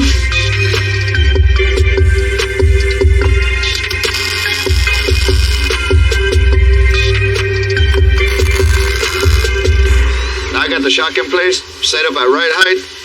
Now I just gotta add some reinforcements to the shock tower that are gonna go a little something like that. I connect it down to the frame. Put me some reference lines up there. Get them spaced right. Got cut on that line there. Not only is this gonna give this shock tower a whole lot more strength, but it also has the signature extensive aesthetic with this little step out here on the frame and then the tubing put it up to it. Now, if you see a style like this out on the road, you know this came from Extensive. Ted's gonna abuse the crap out of this Bronco. So, he's gonna need some good coilover shocks to go with this heavy duty suspension we're building on it. These ain't your ordinary shocks you go pick up at an auto parts shop. These are designed to take a beating. Anything he wants to drive it through, this shock will handle. We're gonna mock up one of the shocks without the spring. Long travel suspension means that your suspension will articulate a lot more than what a stock suspension would. And in this case, you got 12 inches of suspension travel on this truck. Wish I had 4 of them for my truck. Then I'd paint it and wash it.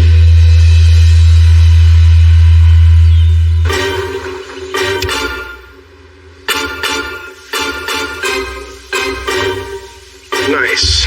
All right, so we got our new foams for Ted's Bronco.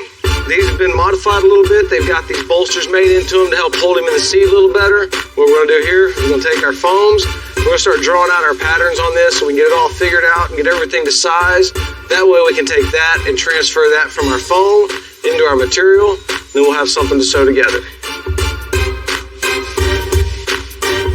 I'm just transferring my patterns into this chipboard here for my insert. We'll cut this out. So what I'll do is I'll just use these pieces to get everything lined out and drawn out on top of my vinyl. All right, got it all drawn up. Everything's laid out. Next thing I'm gonna do, sit down and start sewing. Put some thread in this material. Pretty intricate on this because your last stitch will land exactly on the point where you want to turn, because if you're off on your turn just a little bit, it won't line up with the next line, then your whole pattern gets off.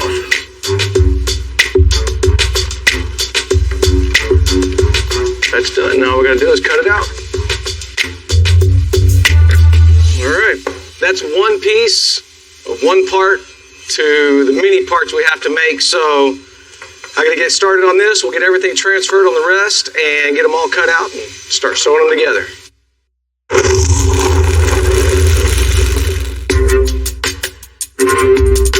With the new Coyote custom shocks, suspension, it's really important to keep the Bronco running straight. And John's working on that right now. Now that we're done with the suspension, all we gotta do is add the steering shocks to stabilize the steering. With these big wheels and tires, you need some kind of absorption to absorb all the shock that the tires are gonna be going through. So we're gonna put 2 of these in line as so, and these are gonna take all the shock out of the steering.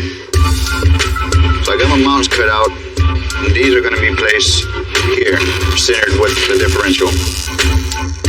Now we're gonna mount 2 shocks here, one going this way, one going that way, fixed to the steering. Now we got the shock mount in, shocks mounted, everything's in line.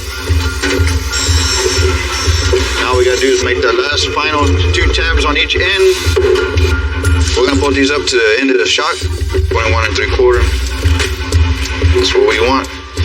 We'll tack that, and we'll steer it to the right, tack that side. Now we got the steering shocks on. As you can see, it steers left and right. It's gonna make for a smoother ride while Ted's taking this thing off-roading. Now that John's finished up with the steering on the Bronco, ready to get this body off? It's time to blow apart the frame and suspension. We're gonna get this frame moved out of the way, get another dolly in here to set the body on, and get the body over to the body shop.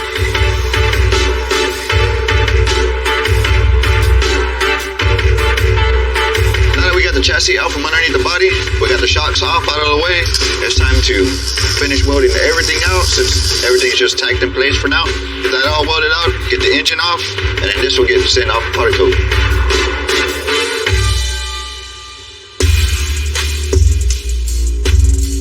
You know, I've never built before. I want to build an all-tube buggy. Of course, with any project, you want something, you know, pretty much indestructible.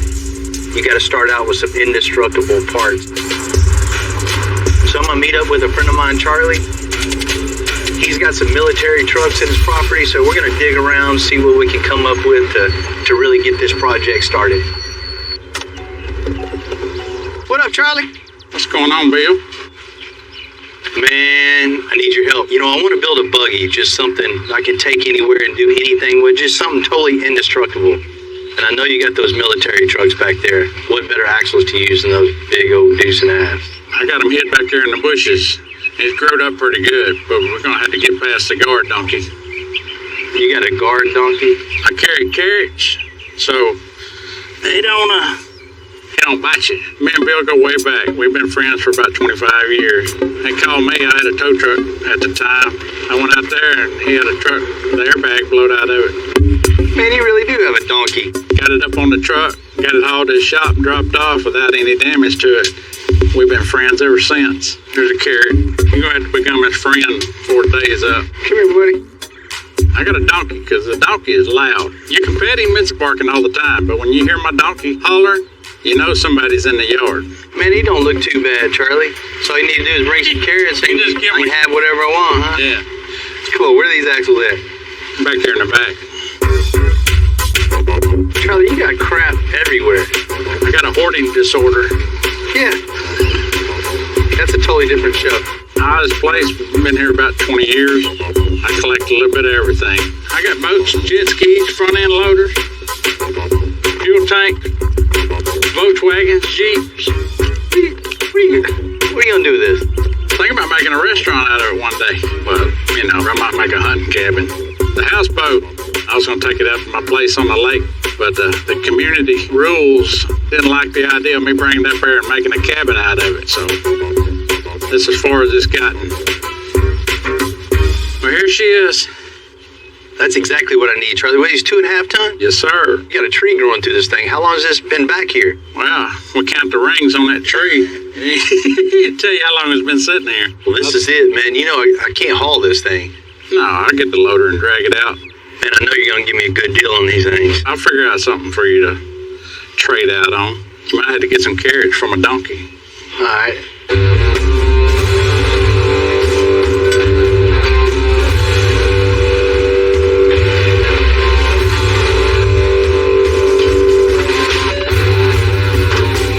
Since these been operational, so we'll need to fix them up.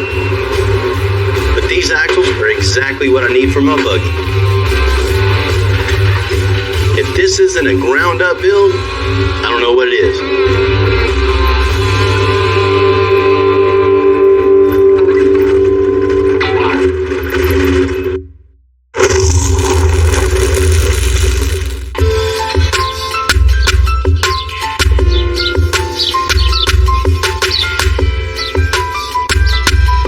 So far, we have axles and tires for my off-road buggy. Because we're building this from scratch, sourcing the right parts is even more important. And the list, it just keeps growing. What's up, boss? What's up, man? Need some parts. For your buggy? Need a lot of parts. Got the diesel engine. Diesel? Diesel family. Bring the engine. Bring the trans. We got tires. We need column, steering wheel, seats. Because all of the builds in my head, each part we get just kind of influences the next one. We need wheels. We need big wheels. Gotta have to make them. Yeah, we're gonna have to have somebody make those. Yeah. Shocks. We need big shocks. So like some big 2.5 or a 3 with a big remote reservoir. Correct. That'd be cool. Yeah, you already know. Once we get all the parts, we can go to the next phase of design and start building something we've never built here at the shop before. And we'll get there. I promise you that. I think that's a manageable list. I think I can knock that out pretty quick.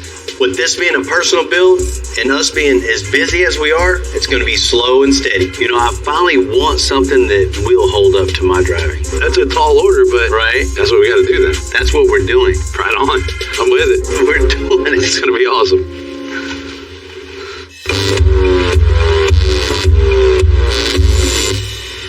While the body guys are finishing up on the 74 Bronco, John's getting that much closer to buttoning up that custom interior. Got the panels all ready to wrap, and cool idea just turned into a pain in the butt idea. Let's build Picatinny rails. Wrap them in vinyl. I'm gonna start questioning from now on what these great ideas are. Working on these door panels, they've been a real pain to get these details, but that's kind of what we do around here, you know. We make it different, try to outdo ourselves. You know, I've never made a Picatinny rail before, much less tried to wrap one. Anybody else? Just like that, the door panel for the Bronco is finished.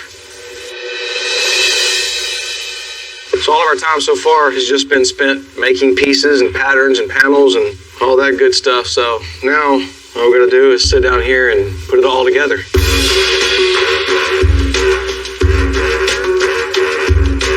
We wanted to personalize these a little bit for Ted. Had the embroidery shop embroider his logo directly onto it.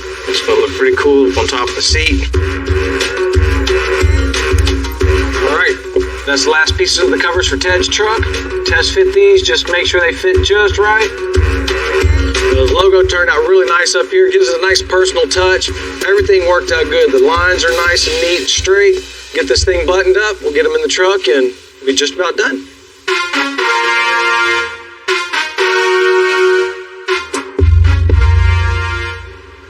Ted said he wanted stray away from the black. He wanted some color this time. And he said he wanted some, you know, like a bronzy kind of coppery color. So I'm looking through little color chips to kind of see what would look cool. I'm definitely feeling the copper color, but finding that right one is always difficult. We're getting close, or I think that right there, I think that's it right there. The perfect color for Ted's Bronco. Every color kind of plays upon the wheels, tires, the stance. You know, when it's picking color for myself, nothing to it. Hey, I like that color. But when you're picking a color for someone else, especially Ted Nugent, you want to make sure it's right for sure. All the metal fabrication, all the interior, all the wheels, tires, suspension, all that is void if the color isn't right. So this is a crucial stage in any build. I think probably a black roof along with glossy black suspension, maybe color match bead locks on the wheels. That'd just totally make for not only a huge transformation, but just something that just looks mean, and Ted's gonna be happy to be seen in this.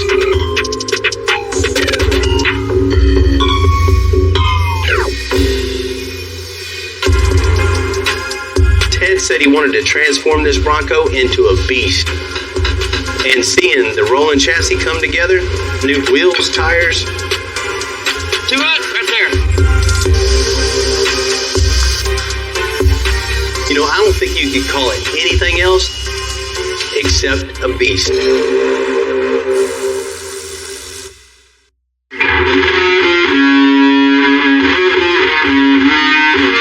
is a Bronco cult, and I may be the czar of the Bronco cult.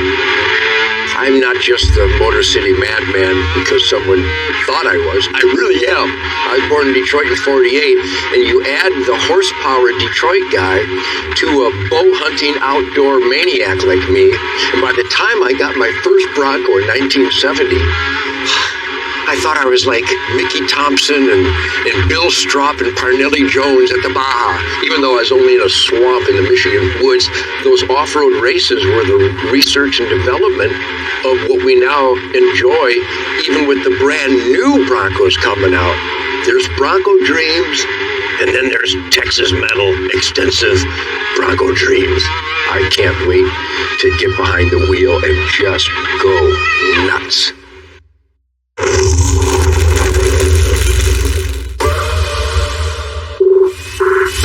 74 Bronco. But before we give it back, I want to surprise Ted with one more detail that I know he'll love. That's a whole lot better place than the hood. That's pretty cool. Freedom Eagle.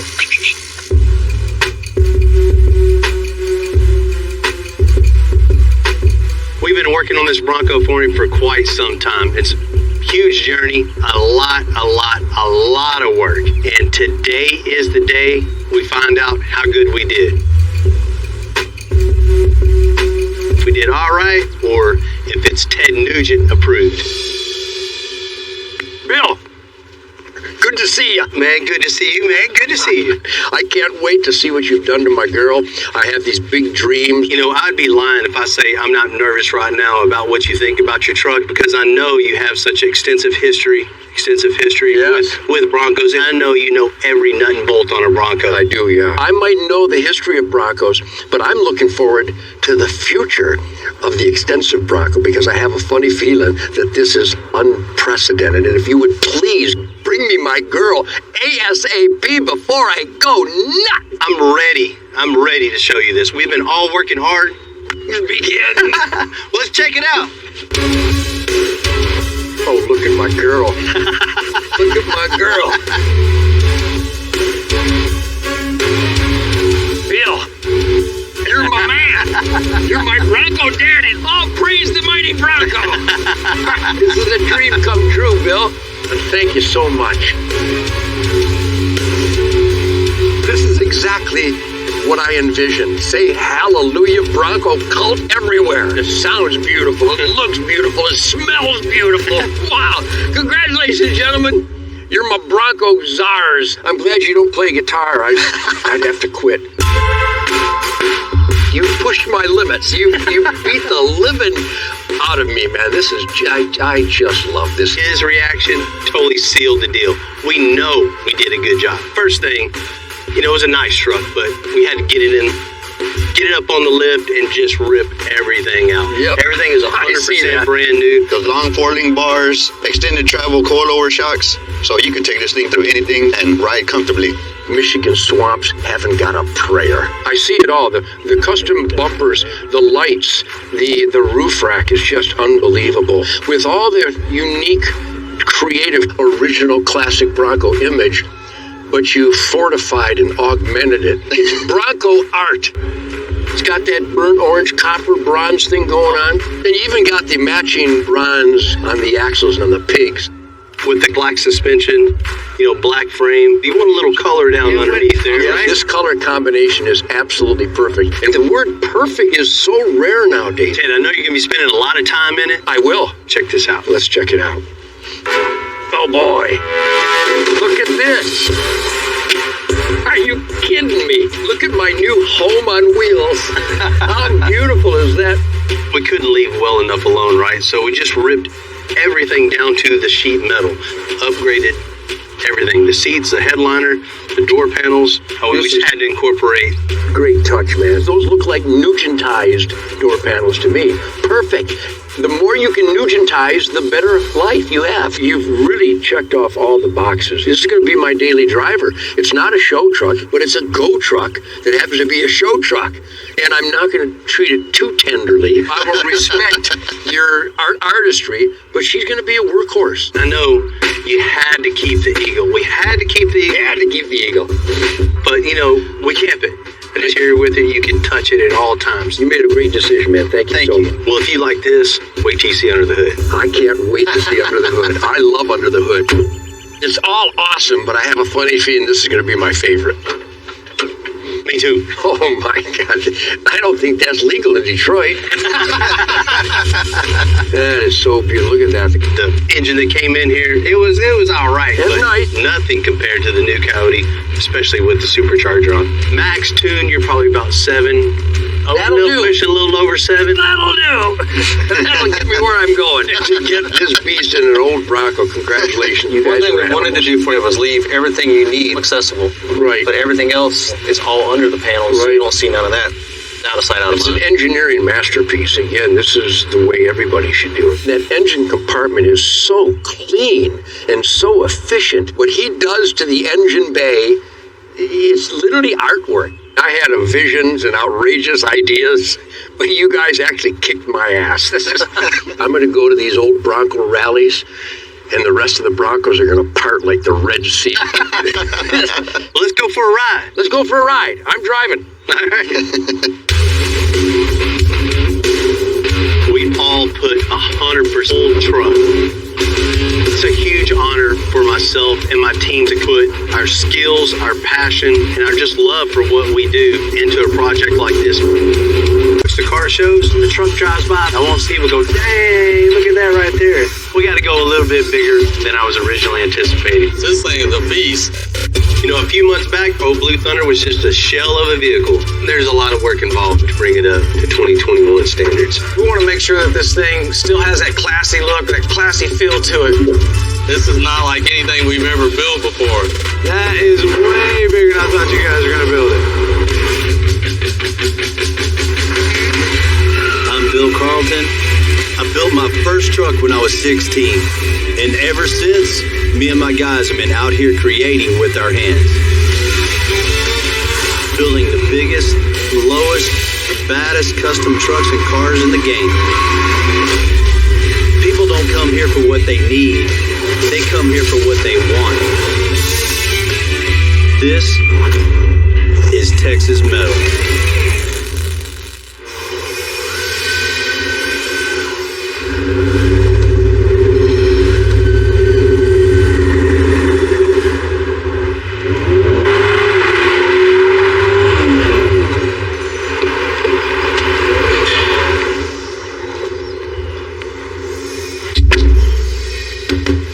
Foot a little heavy getting out of the truck there?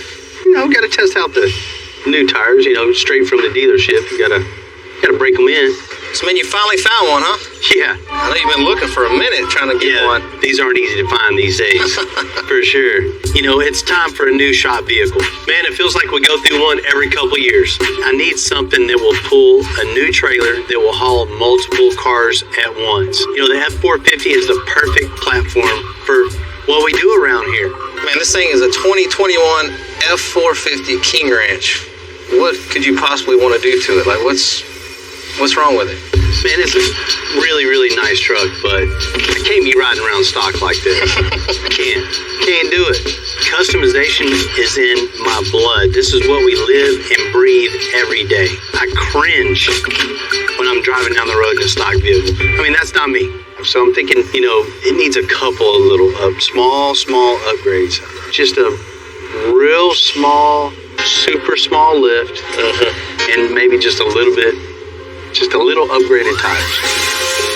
A little bit bigger, a little bit wider, nothing crazy. Bill Carlton that I know wasn't ever happy with 19.5s. In 2000, you had to get semi wheels and turn them down. Then you had to get the Hummer and put the biggest wheel on it. Then your lifted truck had the biggest 30x16s. And this one we're going to do just a little bit bigger? Just a little. We're way too busy to build a bunch of crazy stuff on it. So just a little bit higher, a little bit nicer wheel and tire, just a little bit taller, a little wider. So the biggest wheel and tire possible. Man, just a little bit bigger. I'll make sure we're on the same page here, and you are hearing what you're saying. You want to do a little lift and a little upgrade on wheel and tires. That's it. Okay. I'll go ahead and open the bay door, and we'll get in the air. We'll get ready. We might have to put on the bigger bay, because I know it may not fit out that door after the big lift and wheels and tires. I'm going to open the door.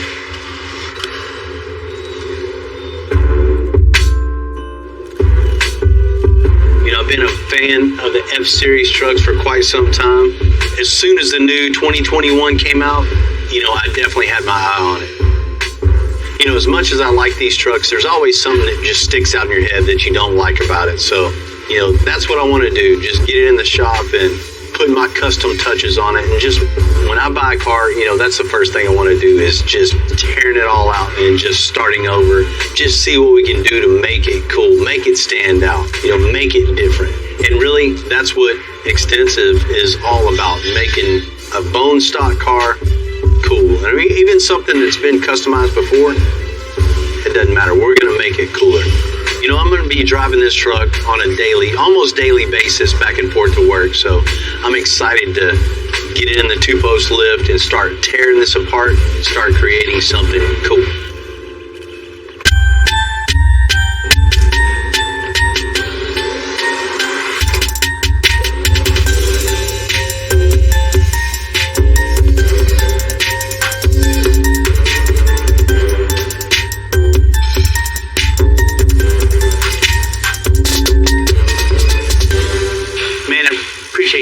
up here, Timmy. I'm just wondering why you wanted it this high. What do you think? That's not a good ride height? It wouldn't surprise me one bit how high you want to go. No. Man, you know, after looking it over, I'm going to say it this one time. This time, you're right, Timmy. You're right. We got to go a little bit bigger than I was originally anticipating. A little bit. I mean, this represents everybody here. Not only am I going to drive it a lot, but we're going to use it for the shop. We're going to go to shows, and I want to get a 2-car trailer to put behind it, load some cars up on it, have a nice-looking caravan going down the road. We're well represented. Yeah. A little bit bigger wheel than I was originally anticipating, so 28-inch wheel, and the tires maybe a little bit bigger too, like 40s. He said I'm going a little bit bigger tire, a little bit bigger wheel. Yeah. And then we got to be able to clear the 40s, so it's got to be at least 3 feet off the ground, right? And I want to switch up a little bit too and put coilovers on it this time. Coilovers on the front, you know, nice shock hoop and everything, but on the back, we can't have a coilover and haul a 2-car trailer, right? So a big airbag on the back, big 4-link front and rear, so we can totally adjust it depending on the weight. So we can haul whatever we want and not have any issues. Right. And we got to make it look good while we're going there too. So you don't want to take all the chrome off, paint the grill, all color match, all black, and just make this thing look mean coming down the road. And I want to put a rolling lock bed cover on it too, just so we can lock up all our stuff in it and just not have to worry about nothing. Just use it, man. We'll have a good time with it. So, y'all ready to do it? Let's do it.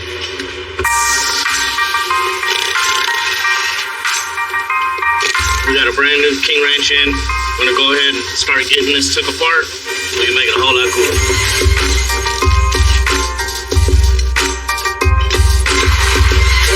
One shot, brand new. I think this truck only has like 46 miles on it.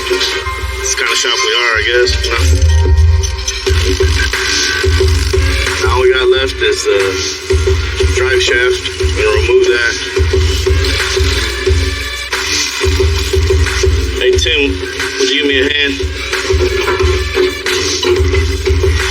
Alright, it's gonna go get powder coated. Not gonna try and lower this by myself. I'm gonna call Mr. Muscle over. Thanks, Muscle Man. Alright, we got the truck all disconnected from the axles, got rid of all the leaf springs, the multiple measurements to figure out the ride height, where I want the truck to sit. The axles are located at the right height, so the next step is building the 4-link placement. Everything is going to depend on the drop down on the frame itself of where the play happy. So it's really critical of placement of all the pivot points. So I got to locate where the pivot points are.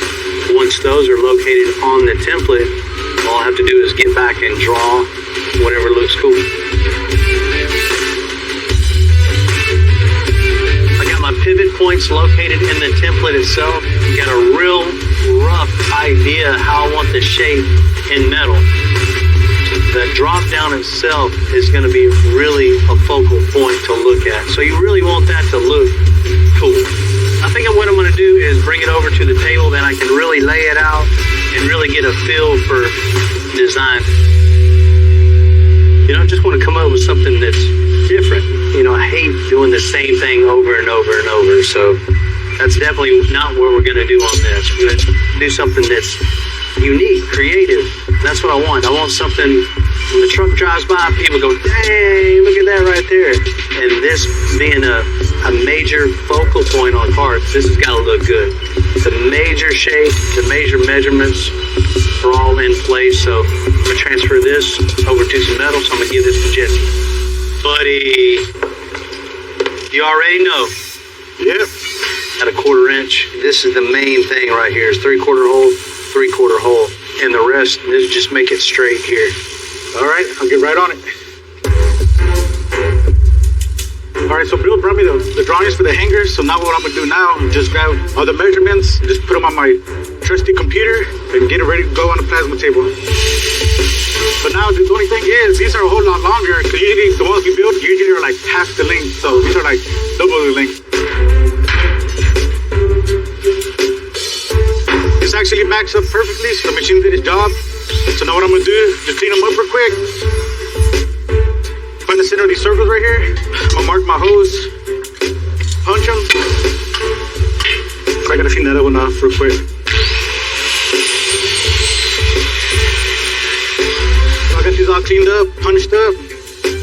As you can see, these hangers are big, bigger than normal size, but it's for Bill's shop truck, and you already know whatever Bill does is never small. So let me walk this over to him to see how that truck turns out.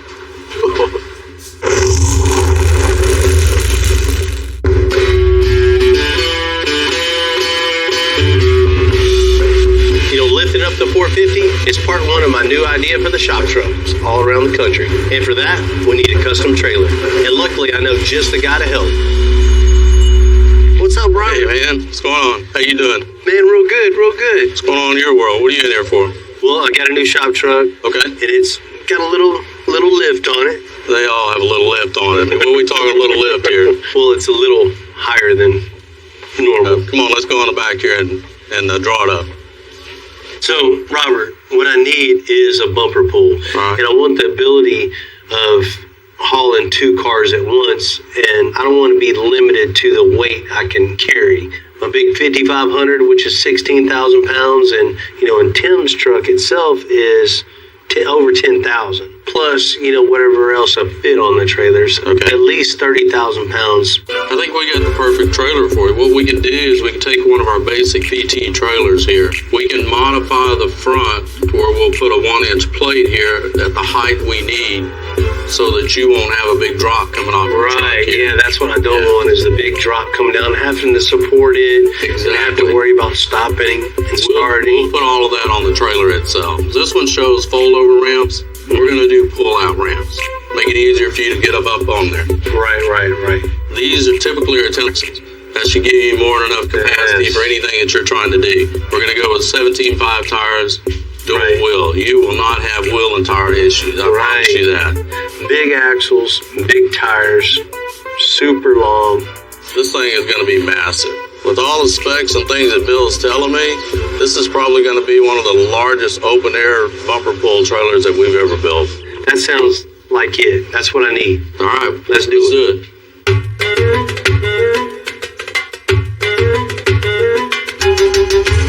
Now that we figured out the hangers, Tim and Dave are making room for the huge drop down by smoothing everything out.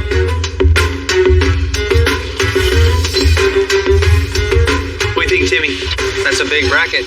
It's a huge bracket that holds a lot of weight, right?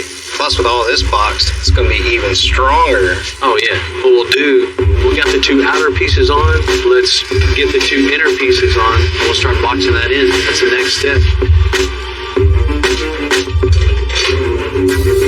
Because we're going to be hauling a lot of weight with the F450, the rear suspension has to be extra heavy duty. We're going to make the 4 links out of 5/16 DOM tubing. And then we're going to build our 4-link bars. So it's literally bulletproof. Lower. Twist it. All right, 58 and 3/8. This is going to let us transfer all the power from the truck all the way down to the axle, and it all comes right through the 4-link bars themselves. So that's a major component of the suspension and transferring all the power to the truck to the road, and to be able to handle everything that's behind this truck as far as stopping and starting. All of that weight gets transferred right here onto these bracketry all the way up to the truck itself. We're making the rear link bars. These are the, looks like the lower. I seen I made the lines when I was cutting with the saw, so I know this is as far as I can go to get my measurement for the coping. So as long as I go to there, I'm good.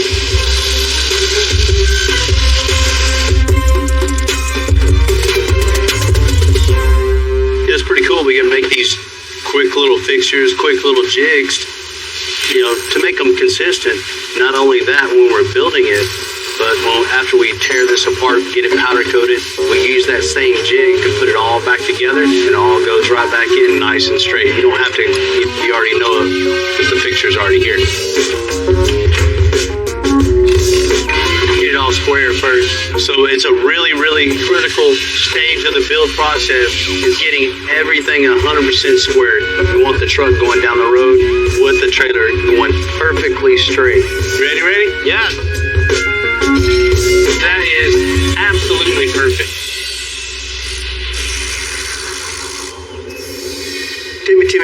Timmy. Yes, sir. Man, the 046 Ford. It's endless, right?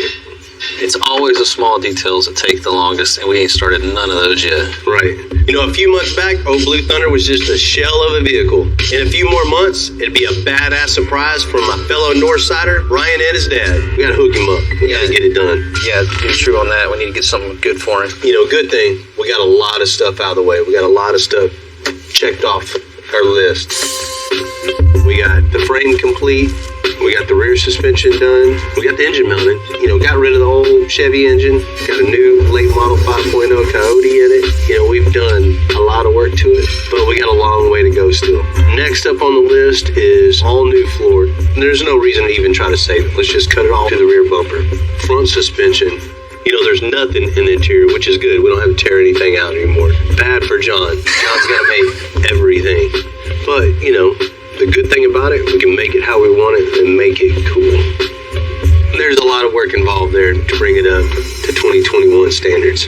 So where do you want to start? Well, let's just get out and get after it. We'll get the floors done, get the front suspension done, then we can pull the front end off, do the firewall. All right, well, I'll get with Max and get the column, the gauges, the AC, make sure we have everything here, and if not, we need to get it here, because right now, shipping is crazy. You think 2 days and take 2 months.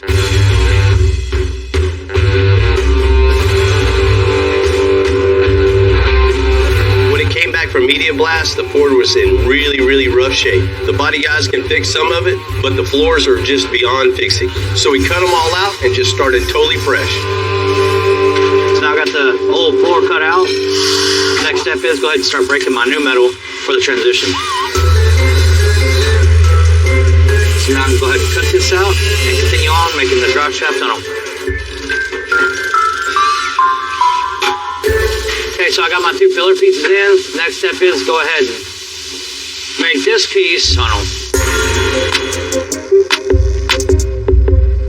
As you can see, all these little lines right here, I'm breaking it. It's starting to roll. So if I do enough of these lines on both sides of the center, it's going to have a nice radius of the transmission. Everything's looking good right here. So now it's time to go ahead and make my drive shaft tunnel fit to my transmission tunnel.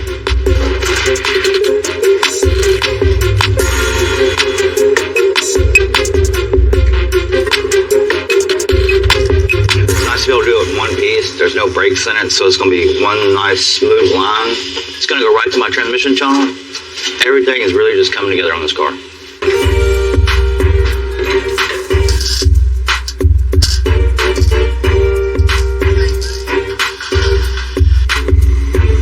There you go, man.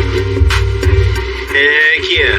This is pretty much the only piece of the original floor left. Everything else has been made new. Alright. Looking good, man, compared to what it was, right? Full of rust and full of holes, and this wasn't safe. Full of crap. Yeah. This puts us about midway point as far as they'll take the body off and get busy. That sounds good. To save some time, we're going to work on the front and the back at the same time for the coupe. So our new fabricator, John, is making the notch cover. We've heard about John for a while. We know about his skill set. And as busy as we are right now, it's good to have him on the team. So now we got the notch in, and it all fits nice. We're gonna go ahead and tack it in place, and we're gonna join the back of the car to the front of the car and fill a little bit around the notch, and be done with the floors in this car.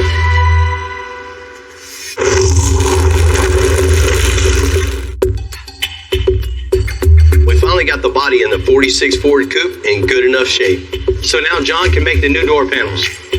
All right, I've got all my pieces made, got them together. So the next thing I'm gonna do is actually get in the car, want to start getting them in place and getting it laid out and getting all the structure there. Once that's all in place, we'll start mudding it together. We're going to do it in the car. That way you can see the door has a little bit of a curve to it. So if we body work this in place, it's going to help hold that curve.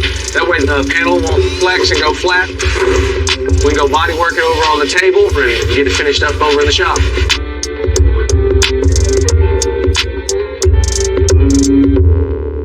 So this is our insert, and what we're going to do, take this TIG rod and I'm going to bend it around my insert just to create some body insert, and I'm going to scribe it out and just creating some layout lines so I know where to put my rods at. I'm going to use my insert as my jig to bend it. Alright, that's going to be our layout right there. Everything's got a good line to it, so grab some glue, lock these down.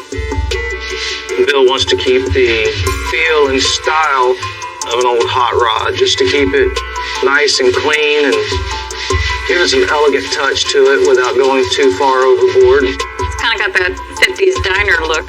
We should be in roller skates and doing this. Just roll around.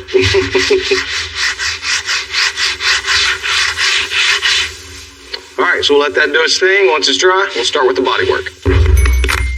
Time to sling a little mud. Just want to use our wire as our guide. Get a nice contour in here. Now we're just taking our paper and sanding our contour into this. What I'm doing is I'm only putting the bevel on one side of the wire. That way it just kind of steps up and down. It looks like layers in the panel. All right, so we got everything body worked in. Lines are nice and straight. Everything looks good. These two inserts are going to have the accent color on them, and with this panel being wrapped in the base color of the car, and it fits right into the door. Magic.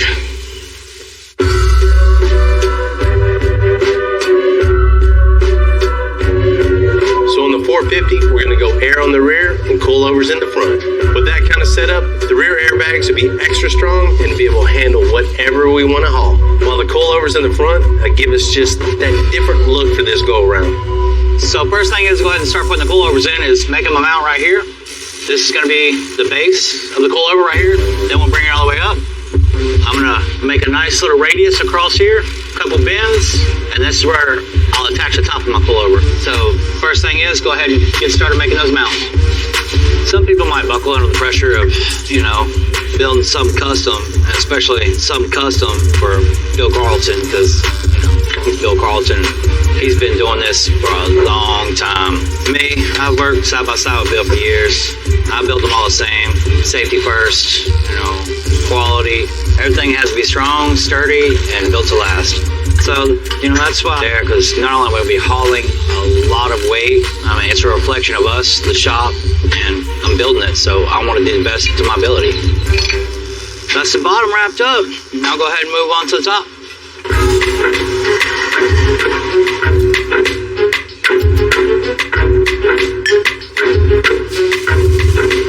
I like the way it looks now.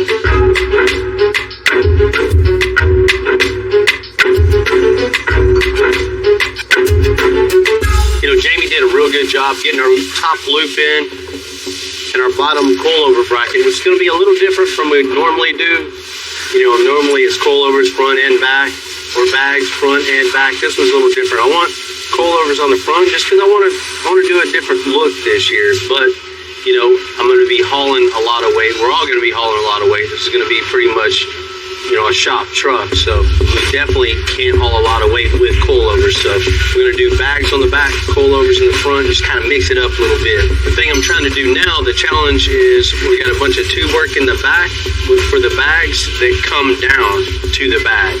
Now this is just total opposite, where the coilover is going to be mounted up high, so all the pipe work has to go up in the front and all down in the back. So we're going to try to do our best. Man, that's what it needs, is some three-dimensional more. Yeah, bring it out.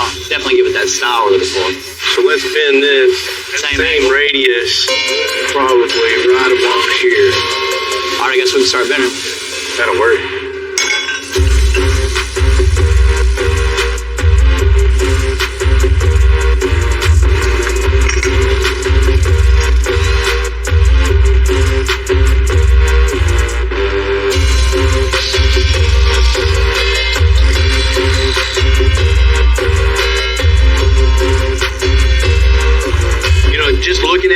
like some bent pipes. We just cut the ends off, put up there, but that's definitely not the case. It is very labor intensive to notch, bevel, cut, grind, do that 20 times in some cases just to make the pipe fit just right. And once you weld over it, it just looks super easy then, but it's definitely not that easy. It looks like somebody looking through binoculars. I don't know what it looks like. I like the way it looks. It looks good. Nice.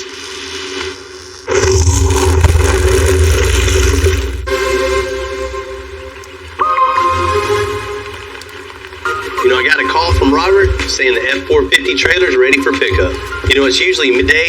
I'm that customer, and I'm excited. Robert, what's happening, man? How you doing, man? Man, doing all right? Yes, sir. Yes, sir. You ready to pick that thing up? I'm definitely ready to check it out, and I'm ready to put it to work. We're all excited about this trailer. This is the biggest thing we've ever built here. So we can't wait to see what you're going to load on it. Let's go check it out. Let's go check it out. Man, I think you're going to be excited about this. This thing is a beast. Man! All right, what do you think about this? This is what we talked about. Man! This is exactly what I need. This is badass. This is not like anything we've ever built before. This is really going to help me and the shop out. You can't haul the cars that we have on a normal trailer. It has to be custom built like this. Check out this hitch that we put on the front of it. 1 inch thick plate. What? No ball. We're going to put a penalty on the front of this. What? I've never had one of those like that. It's crazy looking. For the kind of weight that you're hauling, you got to have it. We've got multiple adjustment holes where we can raise it up to the height that you need with that big truck. No matter if it's high, low, whatever weight you got on it, we'll be able to raise it. We've got hydraulic that you're going to put on this thing. You're not going to have any issues as far as raising this thing up and down. I hate trying to. I can't. You will never have that issue again, and it will pick up anything that you've got on there. This will handle it. Man, this is cool. This is cool. We have changed out all of the axles. You have got 15,000 pounds on each axle. What? 17 5-wheel and tire assemblies. You are not going to have an issue on this. This is way more than I was thinking in my head. I'm impressed. Good. That's what we do. Look at the length of this. 40 foot. Super long. 40 foot, dove on the end for easy loading. We can haul 2 cars on this no matter what they are. I want to be able to go anywhere I want to go and haul anything I want to on it. This will handle it. Thank you. This is the first for us. I think you'll enjoy it. Thank you, man. I knew you were going to hook me up.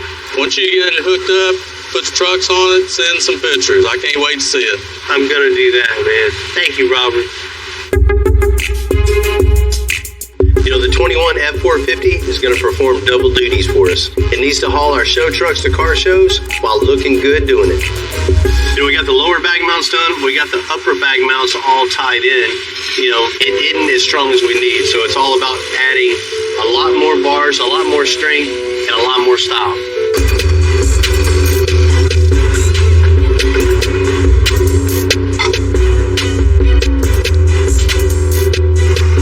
You know, the key to making it super strong is the intersections of all the piping, all the joints where they intersect with one another. And one transfers the weight down to another joint, transfers the weight to somewhere else. So just like kind of like a truss system where you have the little zigzags and they all intersect at certain points. And that's basically what we're building here on the suspension itself, is using the pipes not only for style, but it's also meant to be super strong.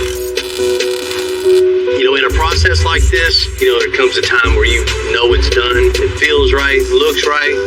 That's exactly what this does. Now it's time to blow it apart and get it off to powder coat.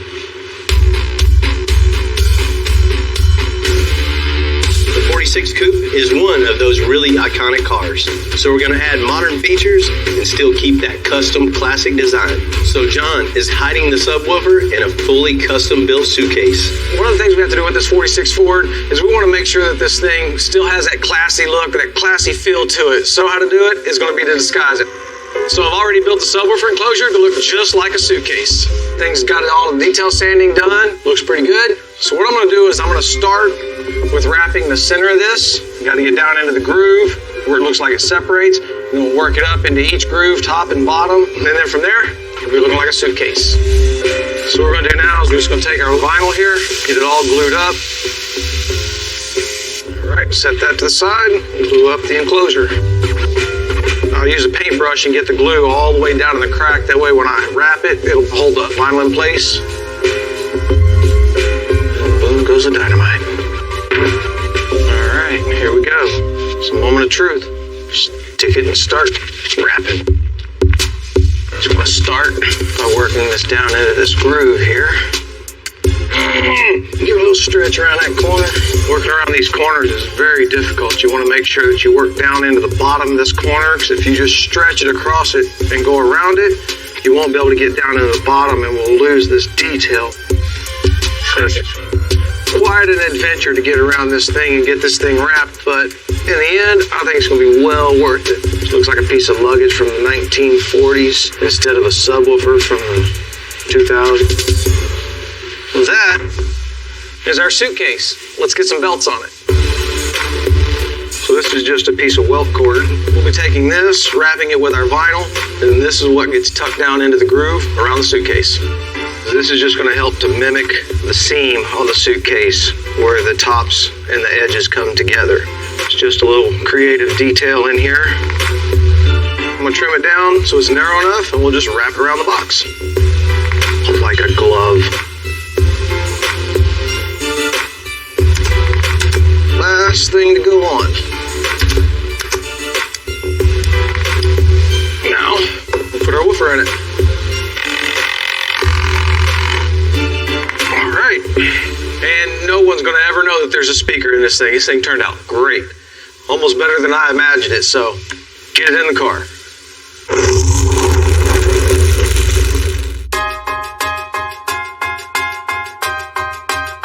Like any big job, the 46 Coupe has a big checklist for all the stuff we got to get done. And this one is a really long list. While John and his team are making the custom interior, we're finishing up the front suspension. You know, Old Blue Thunder's really come together. We got the frame done, got the body, getting busy, so how to build everything. So the next step, putting the wheel and tire underneath with the spindle, mocking up the lower control arms. Then we're really rolling with it, and we get this thing done. I'm gonna call that ride height.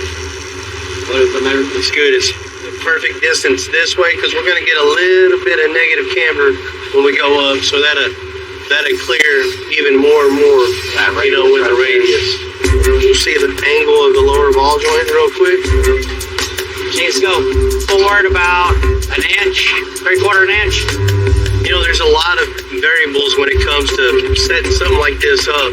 There's no, this is wrong, this is right. You got to rely on the experience each and every single time, build upon the last experience. So that's where we're at right now, is the latest and greatest doing what we do. While the frame just needing a little bit of final welding and the cab in the body shop, I can finally see the end on this build. Next up, the last bits of metal work. Full interior, rolling chassis, paint, and we'll be able to surprise Ryan's dad with Blue Thunder looking a whole lot better than it did sitting in his garage. I'm sure there's a couple of old timers that worked on this car when it was new. They had no...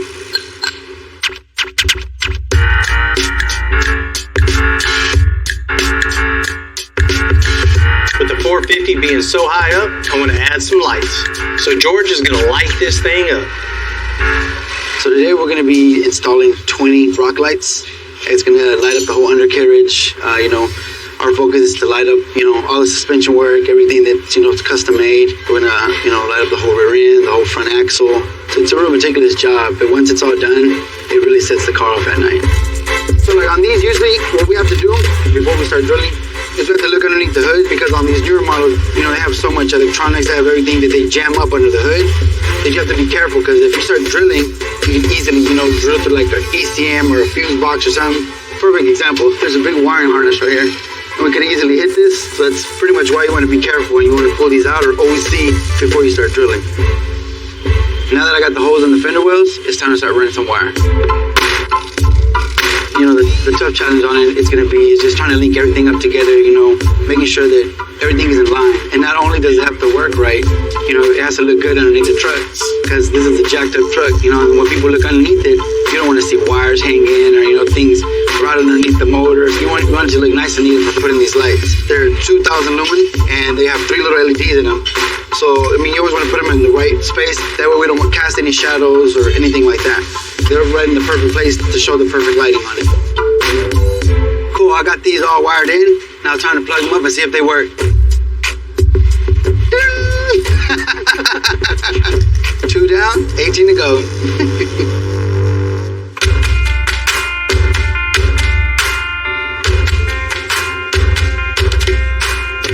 I can't stand all that chrome on the new 450 shop truck. So we're gonna pull it all off, and Edgar and the team are gonna paint it all glossy black to match the rest of the truck.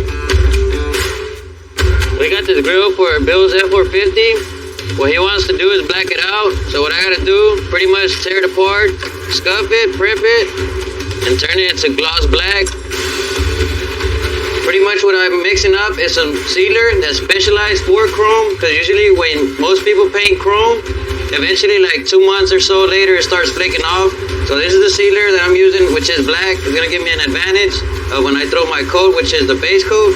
It gives faster coverage, and it'll be gloss black by the end of the day.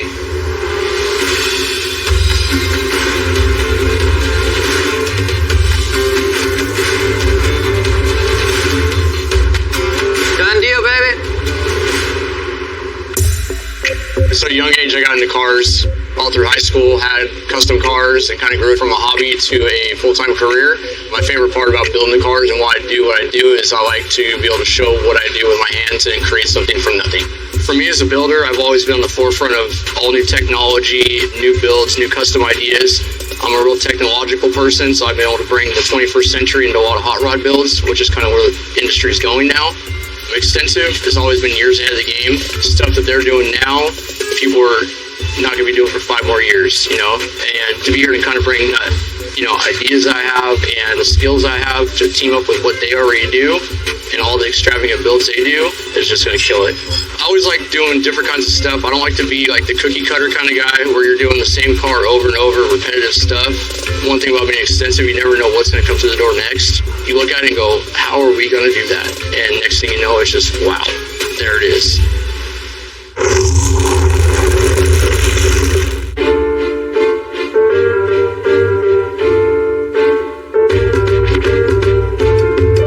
It's all coming together on the F450.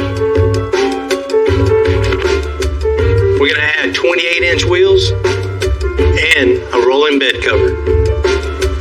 I love seeing projects come together. New shop truck, new shop trailer loaded. It's impressive. As good as the 450 looks, it's got to be built to perform.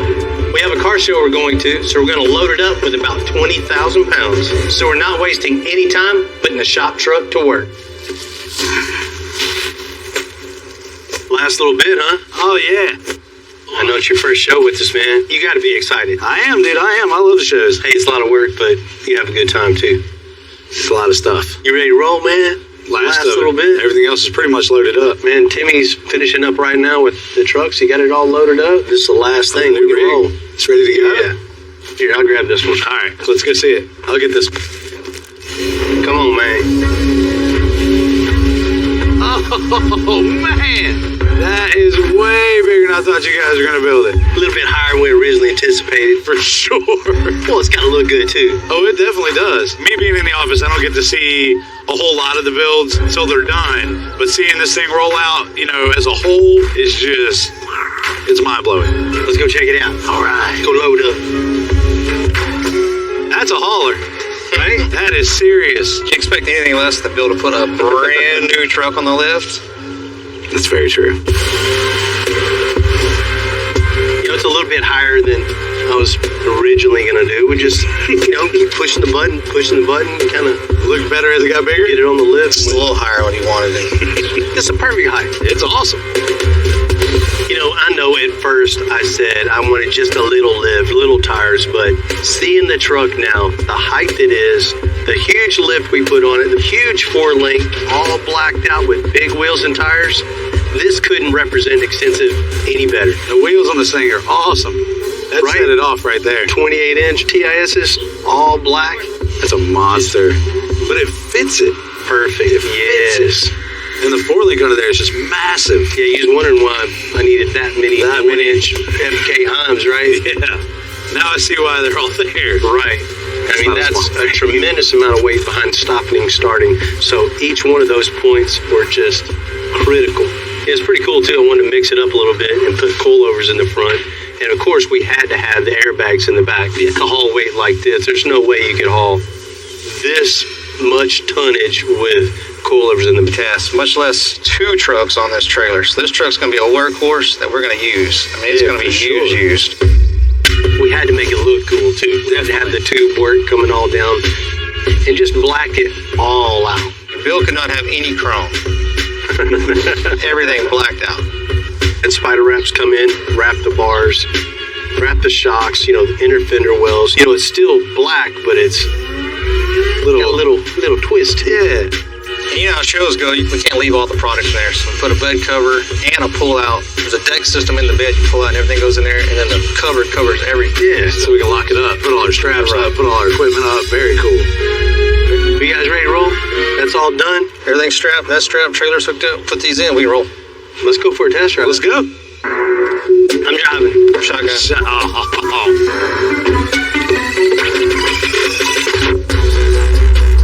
Show season starting off, and I'm excited.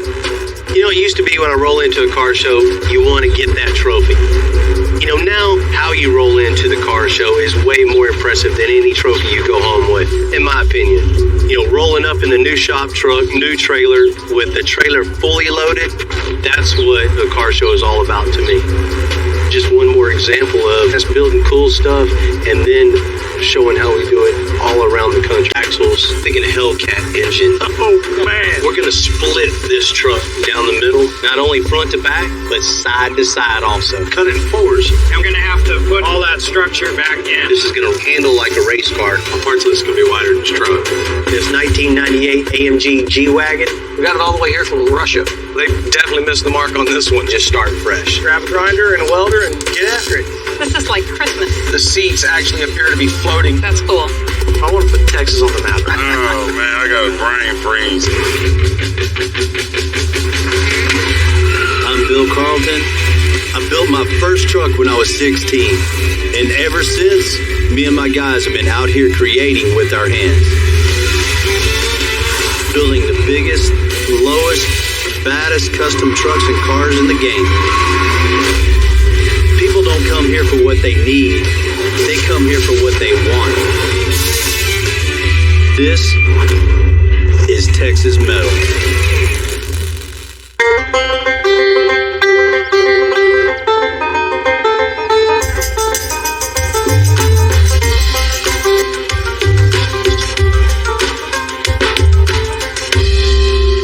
Seeing that Willys pull in the parking lot, that thing is super clean. Not too many projects roll in the shop that look this good. What's up, fellas? How you doing? Oh, Willys, huh? 60 Willys, yeah. Nice. First Jeep. The Willys Jeep pickup looks more like a standard Jeep design, but with a longer wheelbase and bed. There was only a couple 100,000 of these ever made. Where'd you find this thing? Did you build it yourself? Or? No. Come from the northern North Dakota.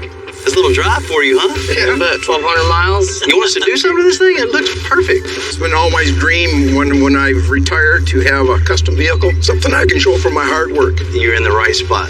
There you go. When I come back to get the truck, I'm going to take a few weeks off. I'm going to show it at car shows, and I'm going to sit there and I'll polish that baby. Yeah, he'll probably polish it so much he'll rub the clear coat off. It's crazy. You couldn't find a nicer one to tear up?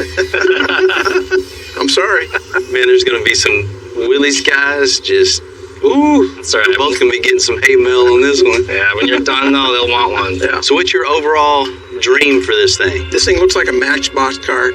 I want it to look like a powerful bulldog, a little wider in stance. Stance is everything. You just want people to get out of your way. You just want this thing to look mean just sitting there. Something like this, we can take this car and cut it all the way down the middle and give you some more room in the cab also, and just widen the whole body. And then let's give you some more leg room by cutting the cab again and making it longer too.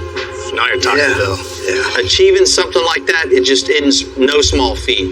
You know, that requires a lot of hours and a lot of skilled labor. That's what we're looking for. Y'all can kick back and hang out and have a little bit of space in between you when you guys are cruising around. Right. Yeah. You know, not that it matters, but let's look under the hood, see what you got. There she is, Bill. Straight 6. Oh, man. Super Hurricane, huh? Yeah. What kind of horsepower this thing got? 105. 105. Yeah, that's definitely no Hurricane. No, we need to pump those numbers up. My lawnmower's got as much horsepower as that got. What do you think about putting a Hellcat engine in this thing? Great. Fantastic. That's what I'm looking for. I'm looking for the horsepower. We on the same page on that We're one, on the huh? same page. Yeah, Yeah, horsepower. Let's check out the back of this thing.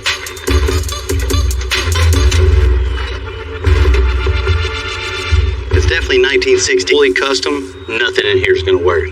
Let's just rip out everything underneath this thing and inside this thing and just start 100% fresh. What do you think about that, Yeah, man? I think it's a great idea.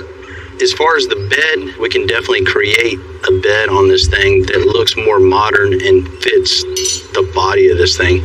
You know, I'm really getting excited about this. I mean, this is definitely going to be one of a kind. That's what we want. That's what we're looking for. You know, he's been working his whole life, never had a custom car. He's retired now. He wants a custom. That's exactly what he's going to get. I can't wait. I'm so excited. You guys ready to go make it official? I'm ready to go make it official. Let's do it.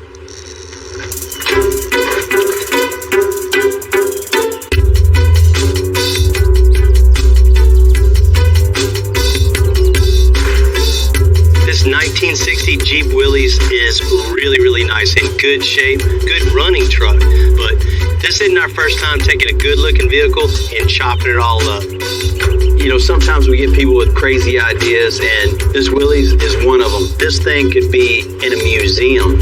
I know the Willys people are just going to cringe when they see us tearing this truck apart. Million challenges to this project, because this guy wants this truck longer and wide front to back, but side to side also. That's just not cutting the cab up and making the cab bigger. Everywhere you look on it, every quarter inch on this vehicle right here is going to be touched, customized in some way, to the engine, to the axles, to the bed, tail lights, bumpers. Everything is going to be modified on this. That's going to push everyone's skill to the max.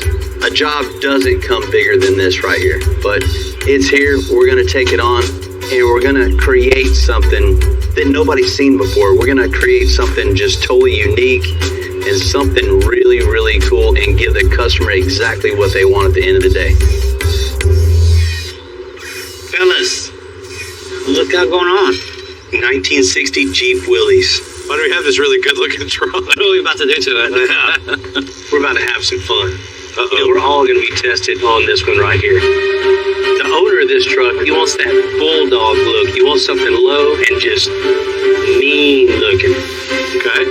We're going to split this truck down the middle. Oh, so we're not only going to do that, we're going to split it down the middle here too and make the cab wider.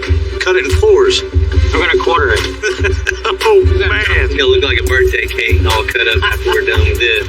That's all. I mean, you're looking at dash, hood, grill, course support, everything, right? Everything. You got a lot of work ahead of you, buddy. A lot of work. Yeah. A little bit of the sheet metal we're going to use. The rest of the truck is going to be 100% brand new. My parts list is going to be wider than this truck. What are we going to use for Go Fast? I'm thinking a Hellcat engine. I'm about that. New chassis, coilovers, big axles, 6-speed transmission, and a crazy transfer case to be able to distribute all that power out to the brand new axles. Yeah. This is going to ride really good, handle like a race car, and look cool. And, you know, if we're going to build the bed anyway, we might as well build it to the body shape to give it that more modern look. So it still replicates the wheel well opening in the front, gives that little lift, gives it that depth on the bed, and really makes it look modern. Man, I'm super excited. Splitting a cab like this, quartering it, I'm so excited to jump into this. You know, a lot of work. So I'm probably going to get, you know, Bob Grant to come in and help us out with this. Nice. He is the man when it comes to any kind of sheet metal work, so he can use our expertise in other areas while he's tackling the cab and a couple other things to really, really help out. but you're not getting off easy. Nobody here is going to get off easy on this project. This is why we get them to go to work, right? You're right. You are right. Speaking of, let me get up. Let's go do that. Work.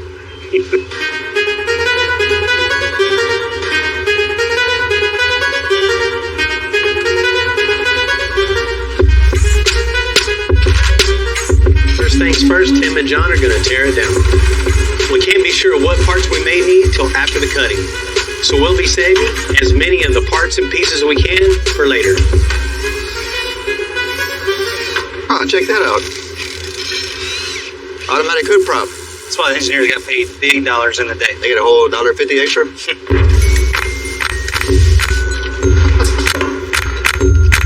Just like any car in the 60s, hadn't been taken apart in a while, the bolts are probably rusted together. Go ahead. You know, we've been doing this long enough that the Jeep could look really nice on the outside. But as soon as we get tearing into this paint, it could be really torn up. Get all this taken out, put it all in a crate, send it to sandblast. So we just rolled a cart underneath it. We're gonna make some stands for the cart. You only knew how many cars and trucks have been on this cart. A lot. All right, now we got it on the cart. Now we can roll it back this way. We'll pull all the chrome off, pull all the windows out, pull everything out of the interior. You know, this is just one more fact how much simpler it was back in the day.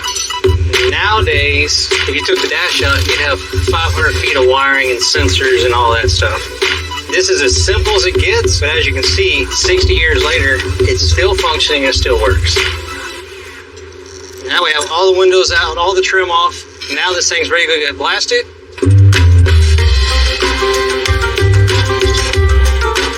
Next time we see it, it'll be fresh metal to metal. We can do all of our metal work without any body work, any body filler, any surprises.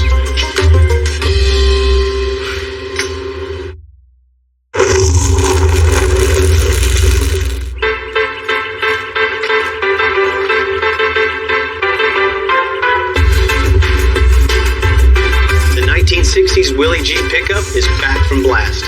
You definitely want the steel to be as good a shape as possible before you cut it. And it looks better than I hoped.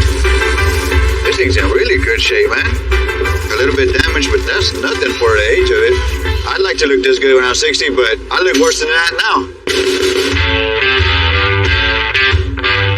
When you even stay me in 1,000 ways, it could go wrong. You know, there's only a few people I can trust with that level of metal work. Bob Grant is definitely at the top of that list. Robert, what's up, man? Haven't seen you in a while. How you doing? It's been way too long, man. Way too long, man. So what you got planned for me? The owner wants just that bulldog look when he's coming down the road at you. Okay. And that's what this isn't, right? It's like your grandpa's old farm truck. Right, exactly. What I want to do with this is just cut it down the middle and make it wider. Yeah. If we're going to do that, we might as well cut it down the back also and give him a little bit more foot room. Damn. Right. Both ways? Right. Holy crap. That's a lot of work. It's a little bit nothing for you, man. Bob Grant. If there's anybody I'm going to call in to do some badass metal work, it's Thank you, man. Appreciate it. Hell yeah. I've worked with him before and hung out with him at numerous car shows. Just an awesome dude. So what kind of measurements you got for me? Something radical? You know, something like this, I'm thinking probably 8 inches in the back and maybe, 6 in the front, so it doesn't look so exaggerated. Oh yeah, it don't look like you did it. I think that's the true definition of custom is you know something's different, but you don't really know what it is. We'll have it done in a day or two, huh? Right. I got you all set up. I got, Okay. You ready? I'm ready. Yep, I'll break some.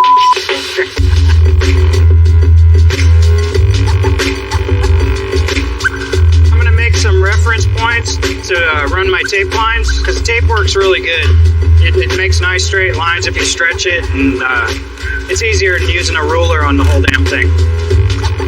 Every tape line we see here is gonna be somewhere where we're doing a cut. You gotta kind of eyeball it to get your lines nice and straight. But if we keep the line really straight, it'll be easy to build off of. This grill area, we're actually gonna cut it out right here. Cut out this whole piece and we're gonna make a new one.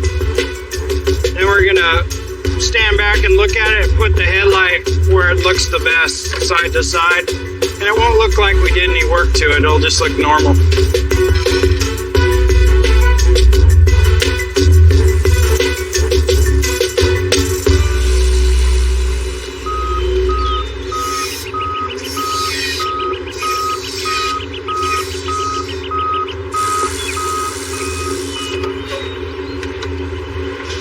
What up, man? What's up, bro? What up, buddy? What up, fellas? Got you one from Moscow. That's a listen. Crazy.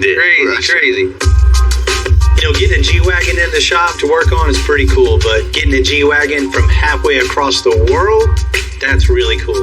Man, this is our first G-Wagon. I mean, this isn't something that normally comes down Sunny Drive for us to tackle. Interior, right? Yeah, I talked to him. I said, man, there's probably a couple shops, you know, between me and you that would probably knock that out really well, and he wasn't having it. He said, no, if the Extensive's going to do it, I'm going to put it on a boat, I'm going to send it to you. We must be doing something right. That's for sure. Max, what year is this? 98 AMG G-Wagon. You never know what year these are. I mean, they pretty much all look the same, different headlights and tail lights, basically. Yeah, they're still big squares. Yeah. You know, I don't know what it is about the G-Wagon. Either you love it or hate it. It's an iconic body style. The interior's stock or what? No, it's not stock. It's been done. Ooh. Got some diamonds. Yes, sir. A lot of them. Diamond stitch been out for a minute. 10, 15, so odd years ago. In red and black. We can't be having that. Man, the door panels are just shot. I think that's about the cheapest carpets you can get right there. Yeah. You know, it's always interesting to see different people's takes on customization. 20 plus years ago, it was probably cool, but not anymore. We're going to rip every bit of that totally out and just start fresh. Make something real cool. Exactly.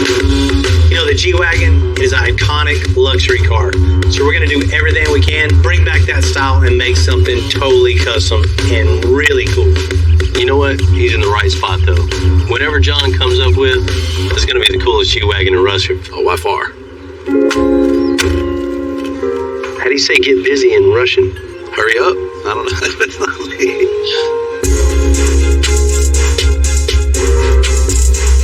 Man, it might sound strange. All the cars, all the trucks we built over the years, this is our first G-Wagon, so I'm pretty excited to get it in and put our spin on it. There's many ways to customize a car, and interior especially. Some are just fads. Some last the test of time. In this case, it definitely hasn't. I mean, it's old, run down, shows its age. It's time for an upgrade. You know, Mercedes brand is well respected all over the world for the high-end finishes. And that's exactly the standard we want to keep up. It's something to make it look current and also stand the test of time.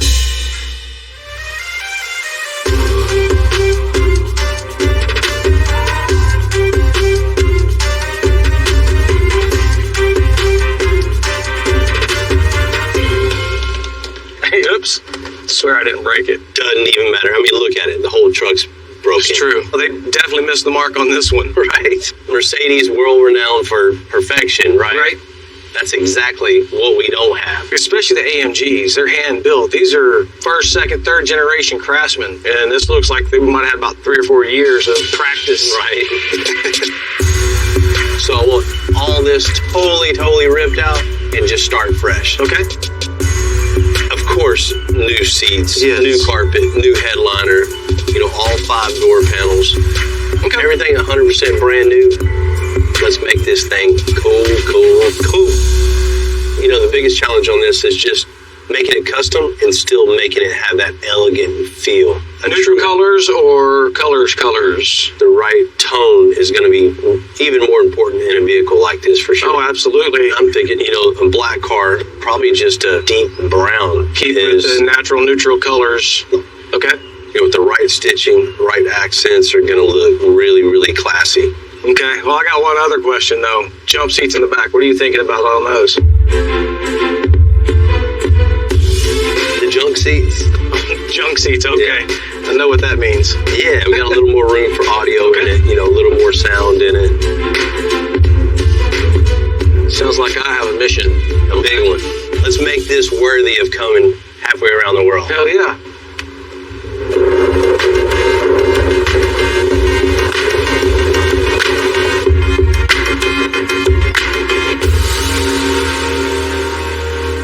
Hey, that's a cool ride.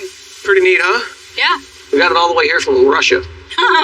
They put this thing on a boat and sent it to us just for interior. Okay.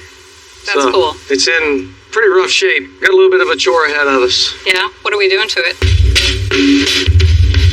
I say we start by tearing it apart.